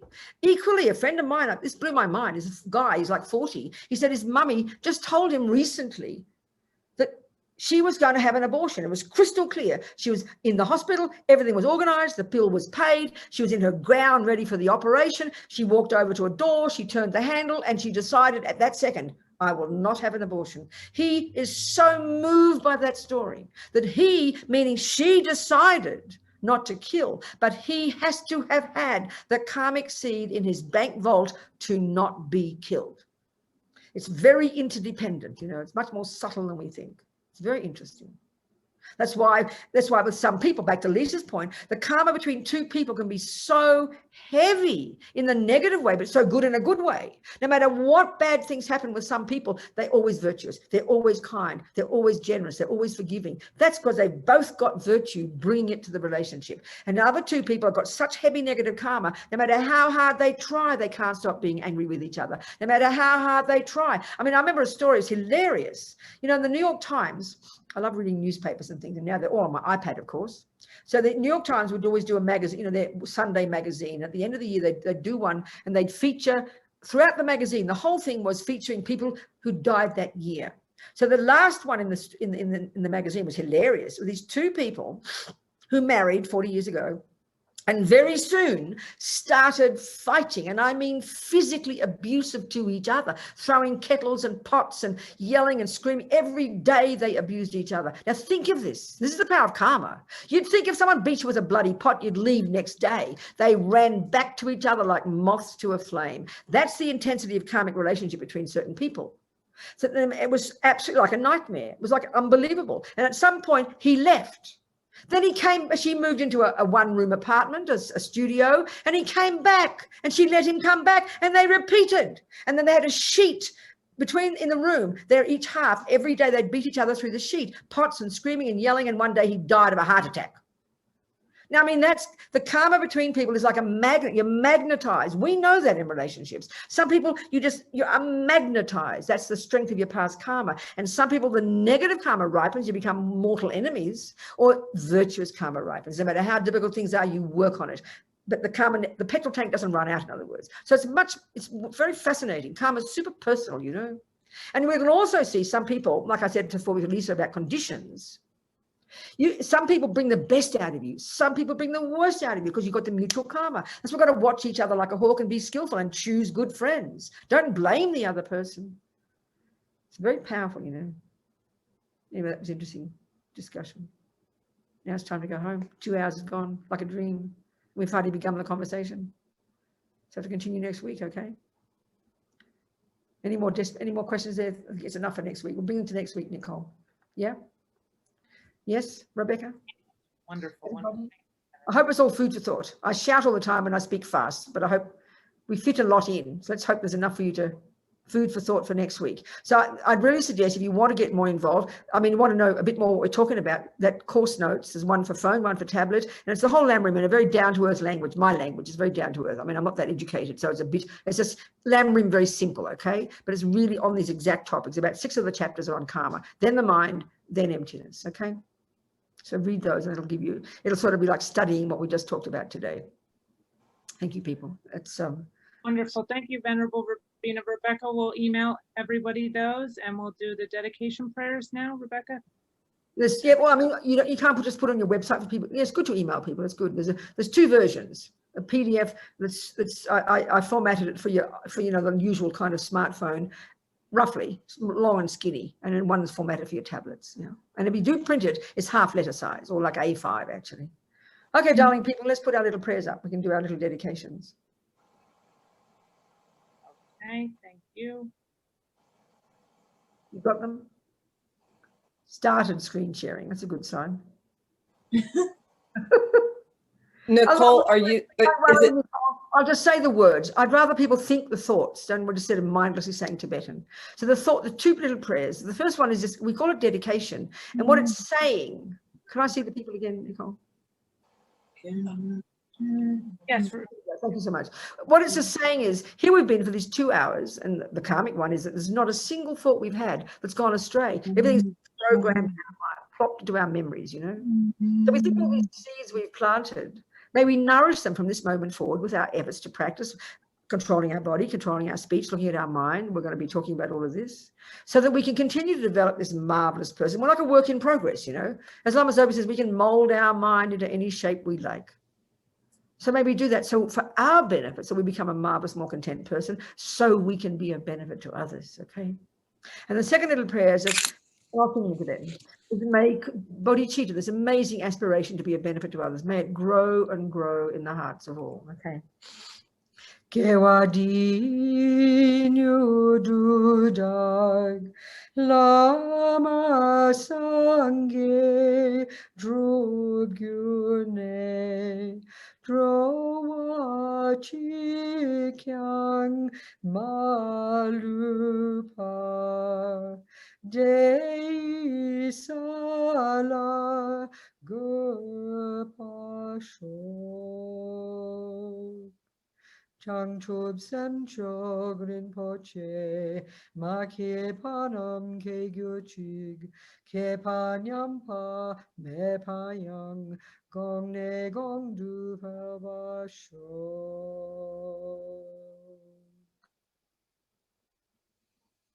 Okay. Thank you so much, everybody. Much love to everybody.